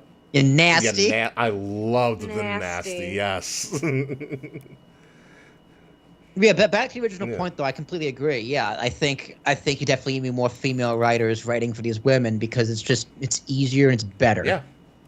For sure, absolutely. That's just when it comes to artistic values like that. Yeah, that makes sense. 'Cause every art comes from personal experience. It's very hard for me to write from the perspective of a woman because I'm not. Yes, that is, You know that what is I mean? also Like, correct. It's possible. It's like if I say a group of 5 sisters, Mhm. right? It'd be easy. It would be easier. You but learn it's by still proxy. not as I get easy it. as You could one of my empathize- sisters. You could probably Yeah, you empathize can more. empathize. Yeah, of course. Yeah, that's why WandaVision was so good because it was written by women. From a Marvel standpoint, but yeah. So Becky and Trish are continuing. One can assume that it might be considered for payback if I'm using Taquan's words. One can assume, but you always know card is subject to change. And now we're gonna play a great little fun game as we start to wrap it up here. As in, everybody's gonna get a chance here. What did Shinsuke whisper to Seth Rollins on Raw? Mr. Tarashaki. Are we doing wrong answers only? Yes. He said, "Come on!" You clearly did not watch the show, okay, Murphy? No, I didn't. It was a whisper, by Hi, the way. Barbie. Hi, Barbie. Hi, Barbie. I'm gonna go what he whispered in his ear. Hail Hydra. Hail Hydra. Hail Hydra. He whispered in his ear, your seat in Captain America 4 got cut. When he was... Ooh. So, What if he was like, Oppenheimer wasn't historically accurate? he just totally took Seth for a ride. What? What do you mean? What do you mean it wasn't accurate? Yeah, the bombs were fake. Okay, fame. Your shoes are untied. Oh my god, the Hail Hydra. Or he could... I don't know why I'm being pushed either. I think, no, he probably said, "You are not enough." That's what he You were not enough. You are not enough. Yeah, you're not enough. Dude, I came so close to buying an I Am Knuff I'm shirt. I seconds swear away. to I'm God, seconds dude. away from buying an I Am Knuff hoodie. I'm not gonna lie. That's so fucking funny. I am most likely being a Barbie for Halloween. I'm not surprised. It was by the this. moment Wow. of the I'm year. not surprised, but it already. I'm not gonna lie though, dude. I know we're not talking about Barbie right now, but I'm gonna talk about Barbie right now. Women did a great job writing about men, though. Yeah. For Ken, they fucking nailed it. Has everyone on the show seen Yes. Yeah, I got my. I got match- my. we all Matchbox? loved Yeah. it. We all fucking loved it. I it? thought it Okay, was so the good. Matchbox 20 scene. As somebody that has dated almost entirely musicians, I can attest that's exactly how it goes. It's amazing. No, it's literally true. Also, Depression Barbie, Pride and Prejudice, also true. Did you have any triggering moments when they started playing Matchbox 20? Honestly, I was relieved it wasn't Wonderwall. That's also very true. That's the other one. It's even. Kate pulled out their ukulele and then started jamming. Nah, not to Wonderwall. Oh my god, what a moment. But yeah, Shinsuke and Seth are heating up, which should be something very interesting for the fall. We're gonna play a couple more games here, folks. Like speaking of which, Kayfabe, name this new tag team, because Matt Riddle always needs a babysitter now that Randy's nowhere to be found. So they stuck him with Drew. So name this tag. I already have a name. Broseiden. What is it? Dribble. Boseinen. Okay. I said Broseiden. Broseiden. I actually kind of like that. Broseiden. Yeah. Will Terrashock, what's yours? Not too bad. Dude, it's driddle. Dude, these guys are just straight driddle. I don't even know if that's a word, but I'm making one Which is up. a shame Driddle. because Drew had a fantastic match with Gunther. He was like, wow. You Yeah, if there is ever a style that's gonna make me regret signing me on WWE, this would be it. Matt Entire. I have the winner for McIntyre is not bad. I have the winner for everybody right now. Catering Bros is pretty good. Here we go. Mick Griddle. 5. Mick Griddle. Mick. 5. Drew McIntyre. Might be trademarked. It might be trademarked. Don't tell Elon Musk. I'm deceased. Mick Griddle or Mick Riddle. You can do it, Mick Riddle. Mick Riddle would be Riddle. good. Yeah. Damn, dude. What a shame this is. Just look at this. Even the refs is like, this is so bad. I feel like Drew McIntyre has just been on this roller coaster for so fucking long, where he's either in a really compelling story or absolute horseshit. Yeah, sounds about right. Yeah, that is spot on, K Murphy. It's gonna be bad. 5. Yeah, it is a shame. And last but not least, we're going to name this tag team, because now that Sonya Deville has tore her ACL after winning her first ever championship, Chelsea needed a new tag team partner. And Chelsea, listen, say what you want about Chelsea Green, she's actually pretty successful when you look at her career accolades. She main evented Lucha Underground one year, which is kind of crazy. Wait, was she Sexy Star? She was not Sexy Star, I believe. I forgot what Lucha Underground knew. No, wasn't she? Isn't she have like problems with the law too? No, Sexy Star is a Sexy bad, Star's a locker room. Yeah. She's just a bitch. Yeah, Mm-hmm. Sexy Star was shooting on people in the ring. Isn't Sexy Star like banned in like every other? That's what it was. She'd shoot on you in the ring and like actually hit you. Yeah, and shit. she was shooting on people in the ring. No. Yeah. So anyway, Chelsea. Well, Piper Niven, she looks great. Looks like she lost a bunch of weight. She did drop a considerable amount of weight, but essentially Chelsea and a new partner, Piper Niven, showed up after beating down my favorite short women, Casey Catanzaro or Katana Chance and Kaden Carter, when they were going to challenge Chelsea. For a hot second, I thought it was Nia Jax returning, and I was like, oh crap, because they have the same kind of bodysuit look. And yeah, I was like, they do the same kind of bodysuit. if they like just showed like the legs. Yeah, you saw the middle of the body, so like it was a real quick flash, and I was like, you couldn't really tell. Yeah, I tell you what, I was been like Nia, and it was like it was Piper, and I was like, oh, she's like I'm your new partner now, which is great. But Chelsea Green is a hashtag queen. She was like, maybe I'll do a competition called Chelsea's Got Talent, and people that's already been on Chelsea's Got Talent is Ciampa, and our Troop submitted a video submission to be her tag team partner. Man, poor Ciampa. I believe we are going to set up a DIY reunion. But wrong answers only. We gotta wait for Sammy and KO to come back first. I think they're both hurt. Sammy and KO. No, Sammy's wrestling. KO is hurt. His ribs or something something like that. Okay, what's this name tag team match? Name this tag team. This is a brand new tag team. Wrong answers only. Kayfabe. Oh man. Huh. I wish it wasn't me. Blue Steel. All right, fair enough. Smoking Pipe. What? She's smoking hot, and her name's Piper. Smoking Pipe. Ah, I like that. Green Queens. Wait, you said Green Queens? I did. Why green? Chelsea Green. Chelsea Green. Queens. Okay. How about Matt Cardona's dream threesome? Too long of a name.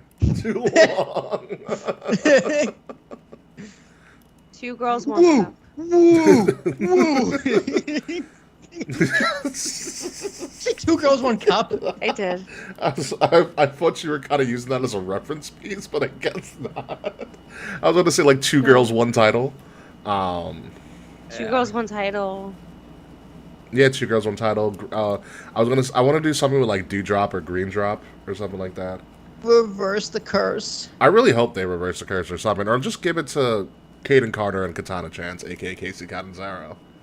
You know, like a real tag team. I forgot they're on the main honestly, roster. because they haven't. Honestly, I did too, because they just popped up out of Me nowhere. too. Because they didn't really give them much of anything, unless they're hurt or we're deciding to finally like really give him a chance to give him to do something. Dude, Kaden Carter is just like out at nightclubs every single night with all her friends, just shaking her ass on Instagram. All the time. It's like, don't Good you for like do her. you not wrestle ever? Listen, she can do whatever she wants. Kaden Carter is a beautiful woman. Great basketball player, too. Yeah. Absolutely great basketball player. Yeah. So, yeah. Chelsea Green, Piper Niven Yeah. are your new women's tag team champions as that hot potato curse continues along. But I'm glad for Piper Niven. Like I said, like you said, Will, she looks fantastic. She looks really good. Yeah. She does. She looks great. I'm glad she took her time off TV. She actually I don't know. like wanted to better I don't herself. know if she was injured or not, because she did make that return as Piper Niven at the Rumble, and then she really wasn't seen. So maybe it was like kind of a one-time thing, and then they... Wyatt's had nothing for her, but no, she looks great. I hope she keeps it up. That's fine. Keep it up for her. Yeah. So, with that being said, folks, we are done this week. That is all we have. This is bullshit, man! Want to talk more about CM Punk?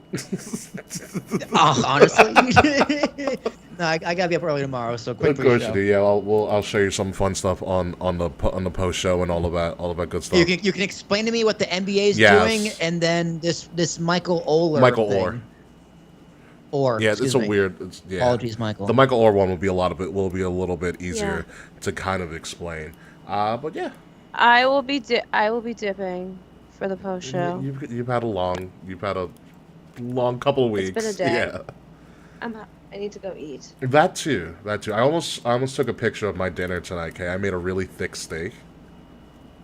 Oh, that sounds very good. Oh, it's fantastic. I'm making another one tomorrow. Maybe I'll send you a picture. Yes, please. I'm making tomorrow a thick cut ribeye. Oh, that sounds really good. Oh yeah, I cannot wait. I cannot wait for it. But until then, folks, it's time to get the show on the road with potentially a quick post show. So, Mr. Tarashak, if you may say. We're gonna do a post show for 91 minutes, 1 minute for each segment. See how long I can count for. Oh my god. Oh, by the way, Kay, I bought a squatty potty the other week. Changed my life. I'll tell you later. Ladies and gentlemen, you have been listening to King of the Rings podcast, a not-so-special episode of 350 Deuces, Uces. Even though we're throwing up a deuce, we are not going anywhere like CM Punk's career. I've been your host, King Ricky Rose. You can find me at Ambassador Biggs across all social media outlets whenever I decide to return. Find Kings of the Rings podcast at KOTR_podcast across all social media outlets. Like, share, subscribe, leave us 5-star reviews. The links are in the description below, as well as links to some of our fantastic merchandise. If you're listening to us, number one, thank you. If you're watching us, thank you again. Please leave, like I said, leave a 5-star review, like, share, subscribe. But if you're listening to us, make sure you're listening to us on Wrestle Addict Radio, the cure for the common wrestling podcast. We're not talking about that Texas Deathmatch Massacre match or whatever it is. I don't care about it, friends. And follow Wrestle Addict Radio at addict_wrestle on Twitter, and Wrestle Addict Radio everywhere else. The links to all of that stuff is in the description below. Will Tarashak. I forgot to talk about that Texas Deathmatch Massacre match because I don't care for it. I didn't even know that was a thing. Yeah, it's Jeff Jarrett versus Jeff Hardy. God. That's so weird. Wow. 1999 called and they're like, you know what? You can have it. You can just leave it up 24 years in the future, and we're just gonna leave it there. But ladies and gentlemen, my name is Will Tarashuk, Tisa Thomas, Arashuk. 24 years from now, I'll be sitting maybe in this chair. Not in this room, hopefully, but in a chair, talking on a microphone. That's just what I do. And yeah, stuff going on with me. So thank everybody who supports my business, making sure that all my clients make sure I can pay for WrestleMania quite easily. Very so I'm glad easily. the work I do finally fucking pays off. K Murphy. Hello. I, as always, am too high for the end of the show, but it's my birthday week. Yeah, it is. I turned 32 on Sunday. You don't look a day past 24. I know. It's so great. It's great. I still get carded. Wow. We are going to see Sweeney Todd tomorrow on Broadway, and I'm so fucking excited. You're gonna have the time of your life. I'm gonna sob my eyes out. You can say happy birthday to me on Instagram at K_Fabe. And yeah. I'll give you a call for your birthday is what I'll do. That would be so nice. Thank you. I love a nice call. I call people I care about. That's why I don't. That's so why I don't call personal. Will. Text me. It's fine. I'm an adult. Exactly. When we come back next week, we'll actually see if Edge is retiring, if CM Punk is taking somebody else out of AEW Collision at least, and what's going on with Jey and James Uso. But there's one thing that we do know, folks, is that we will be seeing you at WrestleMania in Philadelphia. So until then, folks, goodbye, good night. We'll see you soon. And one person I really hope doesn't show up in Philly, but actually secretly kind of do, because I can finally tell him to his face, is Slack, because fuck you, Slack. We'll see you next week.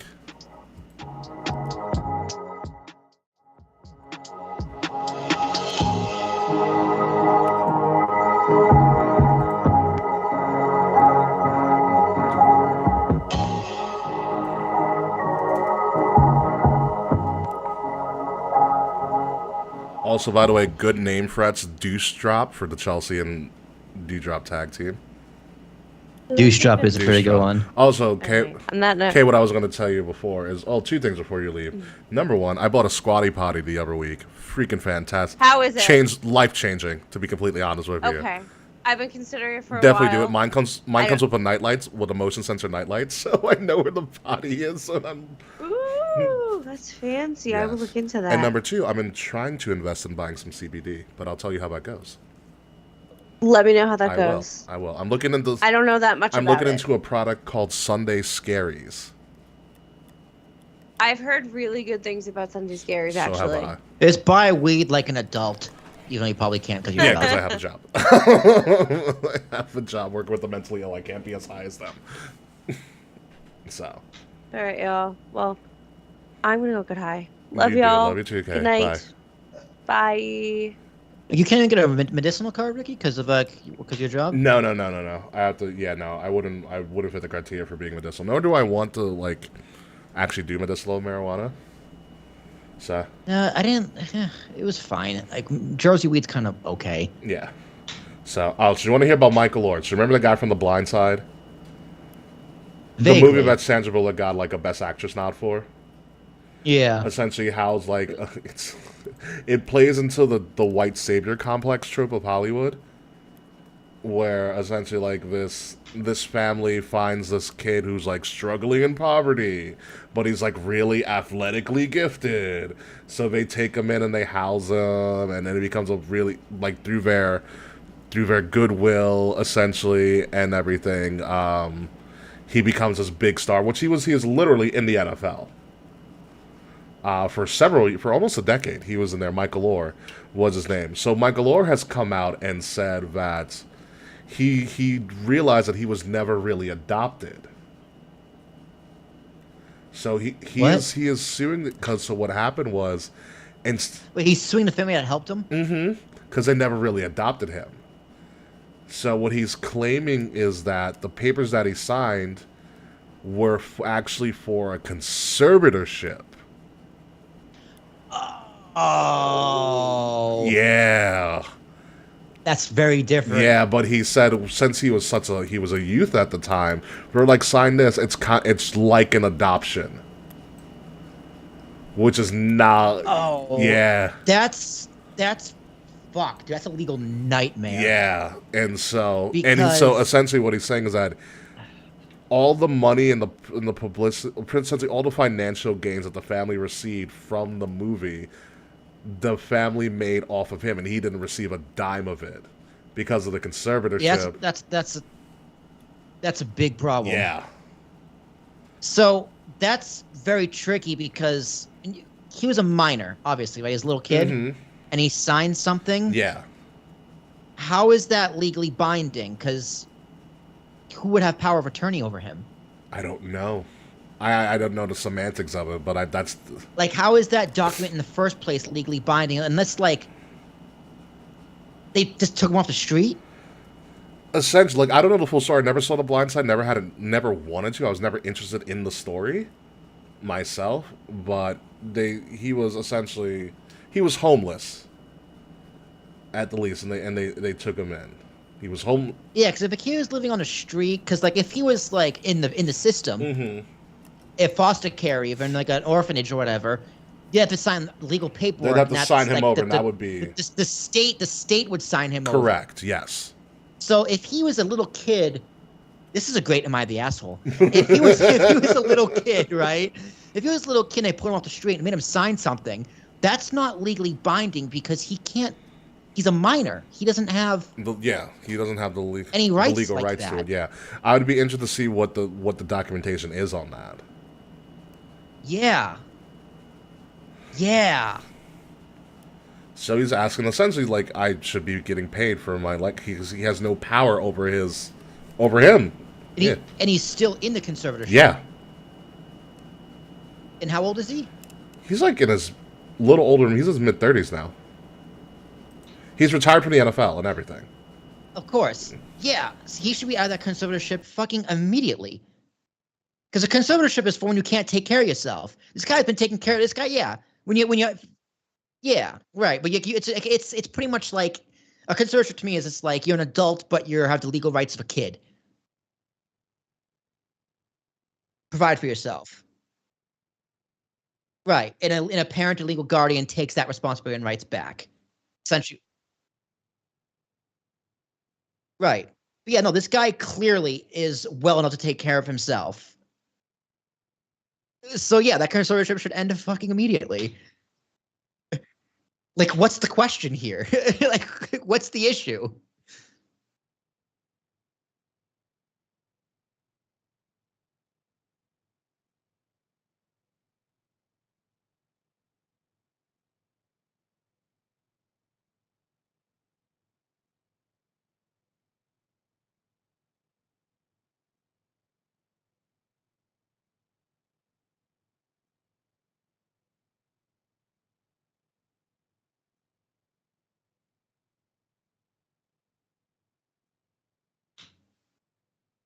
Yeah, that's really hard because the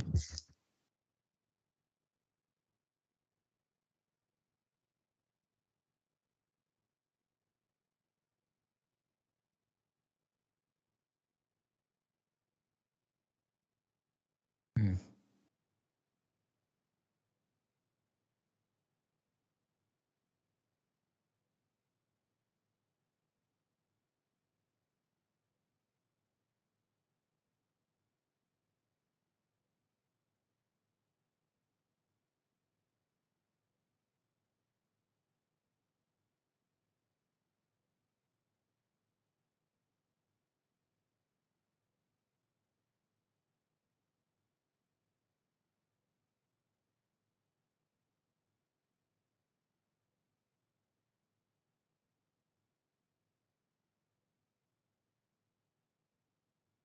Interesting.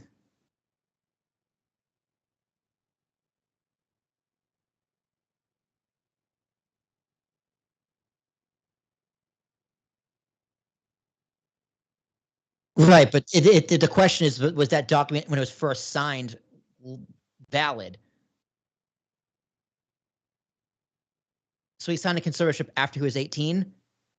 Then, ooh, that's even worse.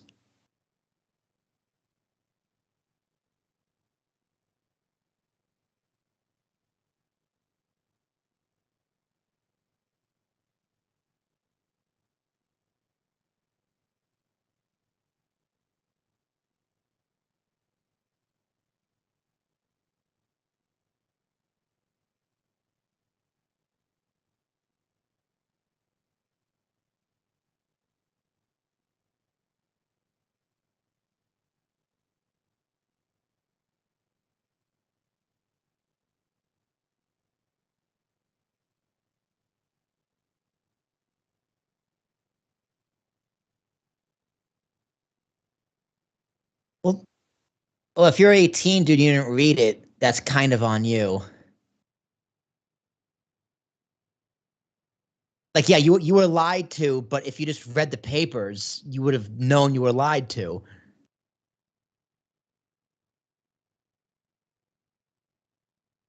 About that, guys. I think if you're Michael Orr and you're his legal, you have to prove that they were setting this up before he turned 18. But still, he signed it after he was 18. And if you're gonna, but if they're manipulating him, and saying like he's saying that I didn't know I was signing a conservatorship. And if they're manipulating him, saying like, but if they're manipulating him and saying, hey, when you turn 18, we're going to sign these legal adoption papers, so you're part of my family.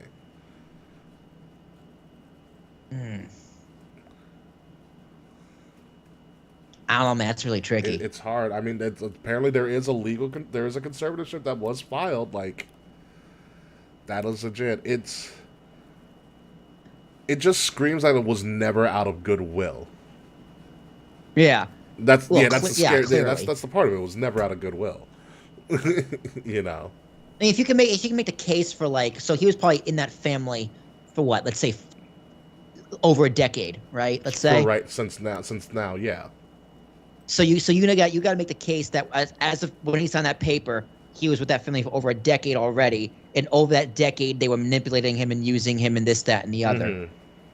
That's gonna be really hard to prove when they made a movie about how good of a job they did with him. Well, according to the movie, and two, they got him into the they helped him get into the NFL and shit. Well, they just provided him some stability. But according to I think the movie and to his own real life story, like he was like, even though he was like kind of like homeless and whatnot, he's still like, due to his athletic gifts, was able to get into school. Like he was friends with the children of the family before the family decided to take him in.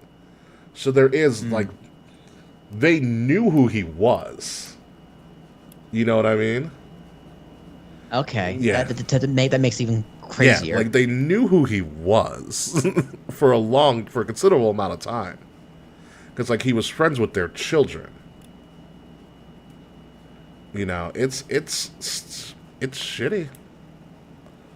It's definitely shitty. It's shitty. I mean, and when you think about it, if the way I see it, I guess morally, if you have all of this goodwill to help out this underprivileged child, no matter the race or whatever, why would you prove it? What's up? Yeah, prove it. Prove it. Like, why would you force them? Essentially, this is me not projecting, but me kind of assuming it. Why would you force them to sign something which gives away all their rights? Right. Exactly. You know, this kid was. That's kind of the exact. It's the opposite. Of what you're saying. You know, they could have been like, "Hey, you know, we're going to adopt you, and we're going to take care of you," or "Hey, we may not be able to adopt you, but we will make sure that you have a place to stay, but you get to college, all of this other stuff." Yeah. You know, it screams like a horrible crime to do to somebody. Yeah. It really does. They're definitely not morally in the right. No. But the legal system is built off morals. No, it's not. So it is. I'm very interested to see how that plays out. I mean, he should definitely get out of the conservatorship now. I agree. Right? I think that's without a doubt, no question. Yeah. But is he entitled to the compensation over the years? They would have to prove that they shouldn't have done the conservatorship in the first place, which might be just a matter of it's subjective more so than actually fact based. And then he signed it over. Yeah. Like you can make the case. It's gonna be very hard to prove he knew the case or didn't know the case when he's 18. Yeah. And like if you're gonna try and prove incompetence, but it's like, okay, now you're just proving why you need the conservatorship to begin with. Potentially. Yeah. That's the case the other side's gonna make. Yeah. It's gross. Yeah, it's really gross. It's really none of this gross. is gonna end well. Like none of this is gonna end well at all. What makes it worse is like we wouldn't know about this if the movie hadn't done so damn well.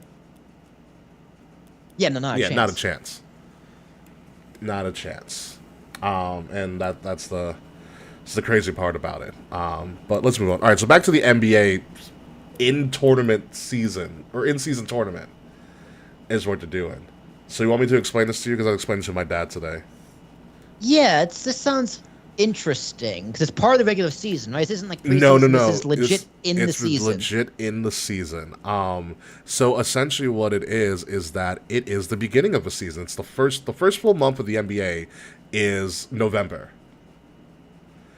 So they set up this in-season tournament with all the teams are involved and all of the games in the tournament count towards your regular season schedule, your regular season record. So they're not, because I first thought they were adding games. They're not adding any games. Okay. They've set this up like a World Cup style, so teams are put into different groups. So there's a group stage, and then you get to elimination rounds. If you make it out of your group and make it to the tournament stage of it, you get guaranteed X amount of money. Obviously, if you win the whole damn thing, you win the biggest pool. It's literally just for extra fucking money. Okay? And the way that I saw the breakdown is a lot of these teams are playing like once a week. And you know with the NBA schedule, when it really gets kicking, they're playing like 3 to 4 times a week. So I think this is a way of saying, hey, the NBA's here, we're going to do this opening tournament, but it also kind of staggers them getting back into the season. Kind of like warming up the body to, not people get so injured initially on the jump. So it's interesting. It means nothing, but they will announce like an all-tournament team and an MVP and all of that stuff. So every game in the tournament counts towards the regular season, except for the championship game, which they're going to play in freaking Vegas. So, like, what is the championship game? Like, what do they win? It's literally just for money. There's no advantage. The NBA is paying them. Like, the who's NBA is paying them. Interesting. I mean, have you seen the NBA's TV contracts? They nuts. do. They might do better than the NFL, like television contract wise. Ooh, because they're playing longer in the year. It's real close. It's real like close. They literally have more TV time. And that television contract shoots up a lot. They also get more holidays. Because you figure New Year's, Christmas, New Year's, all of that. Yeah. Or Father's Day, sometimes they'll do stuff if it goes that far in the finals. Mother's Day, they definitely do. So yeah, so that's all it is. I'm interested. Like, I don't care for it because, like, in the grand scheme of things, it doesn't mean anything. But I think it will be an interesting way to kick off the year. Yeah, it's a reason to watch. That's for sure. Might as well. Might as well. That's the NBA in-season tournament. Like, that's all it is. Because I was like, what? Like, I knew about it, but I was like, why? It's bizarre. It's very bizarre. But we'll see how it plays out. It makes all the games semi-matter in the beginning of the season. It makes you want to watch a little bit more. The CB's tournament matchups and mean something. And it gives guys a break. So if you get knocked out in the group round, you're not really doing much of anything else. Probably until the tournament's over. Just like continue on with your season. What's up? Aren't you just continuing on with your season? Well, everybody's in the tournament. The entire NBA is in the tournament. So if you get booted, you just have like what? You have to wait. Yeah, you have to wait. I feel like the NBA players are like, yeah, that's fine. They're like, I don't want to play in November anyways. That's will be my mindset. But like I said, all of it counts towards the season. But they don't like. Everyone still plays like 82 games. Correct. Though, right? Yeah. Everybody plays 82 games. Like the losers don't just like play each other. Not what I read from their website now. Because it's like the World Cup. Like when you get kicked out of group stage, do you play the losing teams in the group stage? No, you just go home. So how do they make up those games though? So like if the Celtics go on to the finals, right, against one other team, but the other teams just don't. When do those other teams make up those games? It's not making up games. The games are part of the opening part of the season. So it's like a month of group play, which is part of a season, and then the elimination tournament, which is also part of a season. So it's additional games. It's not additional. It's part of the season. hence in season. So all the matchups that they're doing in the tournament, even group stage and the bracket stuff, are all going to count towards their regular season schedule. As well as the finals too. The finals is the only extra game that's outside of a regular season record. That's what. Okay. Yeah. Okay. So they're all playing each other in the group for like, let's say 10 games. Sure. Yeah. And then after those, so there's no semifinals, there's no quarterfinals. It's just no, but there is a bracket. There is a games. bracket. It's like that's what I mean. It's like so if you get booted from the quarterfinals. Yeah. Or you don't even qualify for the quarterfinals. You get the quarterfinals, semifinals, and the finals. Those are 3 games that you aren't playing that other teams are. Yeah. How is the team got booted going to make up those other 3 games? I don't know. They didn't explain it. We'll see how. Because like couldn't that also fuck up like the 8 seeds at the end of the game because other teams gonna have 3 more games? Well, we also have that BS thing at the end of the season where they do like the mini tournament to figure out who's the 8th seed. Now in the NBA, where it's like the 10, 9, the 8, and the 7 have to compete for the 7th and the 8th slots. In like a mini. I am so disconnected. The from NBA in-season no tournament is so weird. I'll read it for you right now, because they just did this, the 101. So here's where we go. The inaugural in-season tournament will tip off on November 3rd and culminate with a championship on Saturday, December 9th. The semifinals December 7th, and the championship will take place in Las Vegas. All 30 teams have been randomly drawn into groups of 5 within their conference based on win-loss records from 2022-2023. Beginning November 3rd and continuing through Tuesday, November 28th, each team will play 4 designated group play games on tournament nights. Oh, that's what it is. Did you hear what they said? Tournament nights. So they're gonna start their season, and then some games will be a tournament game, hence in-season tournament. Okay, that makes sense. Yeah. It's like this game, Bucks versus Celtics, is part of the tournament. Exactly. This game is not, 1 game against each opponent in its group with 2 games at home and 2 games on the road. 8 teams will advance to the knockout rounds. The team with the best standing in group play games in each of the 6 groups and 2 wild cards. The knockout rounds will be single elimination in the quarterfinals, semifinals, and championship. Qualifying teams will compete for a prize pool and the new in-season trophy in the NBA Cup. Said all 67 games across both stages of the in-season tournament will count towards the regular season standings except for the championship. Each team will continue to play the 82 regular season games, including those games that are part of group play and the knockout rounds. 14 group play games, 2 games on each tournament night, and all 7 knockout round games will be televised nationally. Interesting. Yeah. So, let me see if they have even more. About their scheduling. Group play, knockout rounds, prize. That's pretty much what it is. So that's how it is. So they're just going to be some matches like this is a tournament game.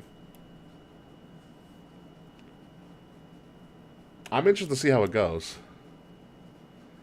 Oh, thank you, Fred, for that update. I did hear it was going to be a fatal 4-way for the women's title at Wembley, which should be interesting. Paige, Tony, Hikaru Shida, and, of course, Britt Baker, because you got to at this point. Because, of course, she's like your number 1 star there still. Yeah, it's the one that Tony loves the most. But anywho, that's the in-season tournament. Like I said, I'll see how it goes. I'm interested. Yeah. That's cool. I'm more interested in getting NBA 2K because now they're initiating crossplay. Ooh. I was like, because I wasn't gonna buy it because the Jordan Challenge spoiled me.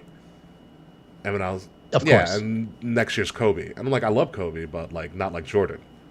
But then they announced they're doing crossplay. I was like, son of a bitch. Damn, Yankees got shut out again. It's a wrap, folks. It's a wrap. They lost 2-0. They just got swept by the Braves. Now they're under 500. In defense of the Yankees, the Braves are really fucking good. Yeah, but the Yankees are also supposed to be really fucking good. Supposed to be, yeah. After Judge went down, it was really bad for him. Just over. Yeah. Now Judge is back at like 80% for no reason. Yeah. So anywho, but everything's uploaded. I don't know what the fuck's up with MediaFire for me, man. It won't get past like 3%. That is weird. So I might send it myself and upload. 'Cause I did it from my laptop earlier today and it worked just fine. Yeah, let me know. If not, I can always just take the video file here and take the audio. No, it's you know what? I can just send you the audio file too. I can send you a WeTransfer. Yeah, that works as well. You know my email. Yeah. All right. No, let me send myself. Let me send myself. I'll do it on All my right, phone. folks. We're gonna get out of here. I have technology. I can That's figure right. this We'll shit see you out. later, folks.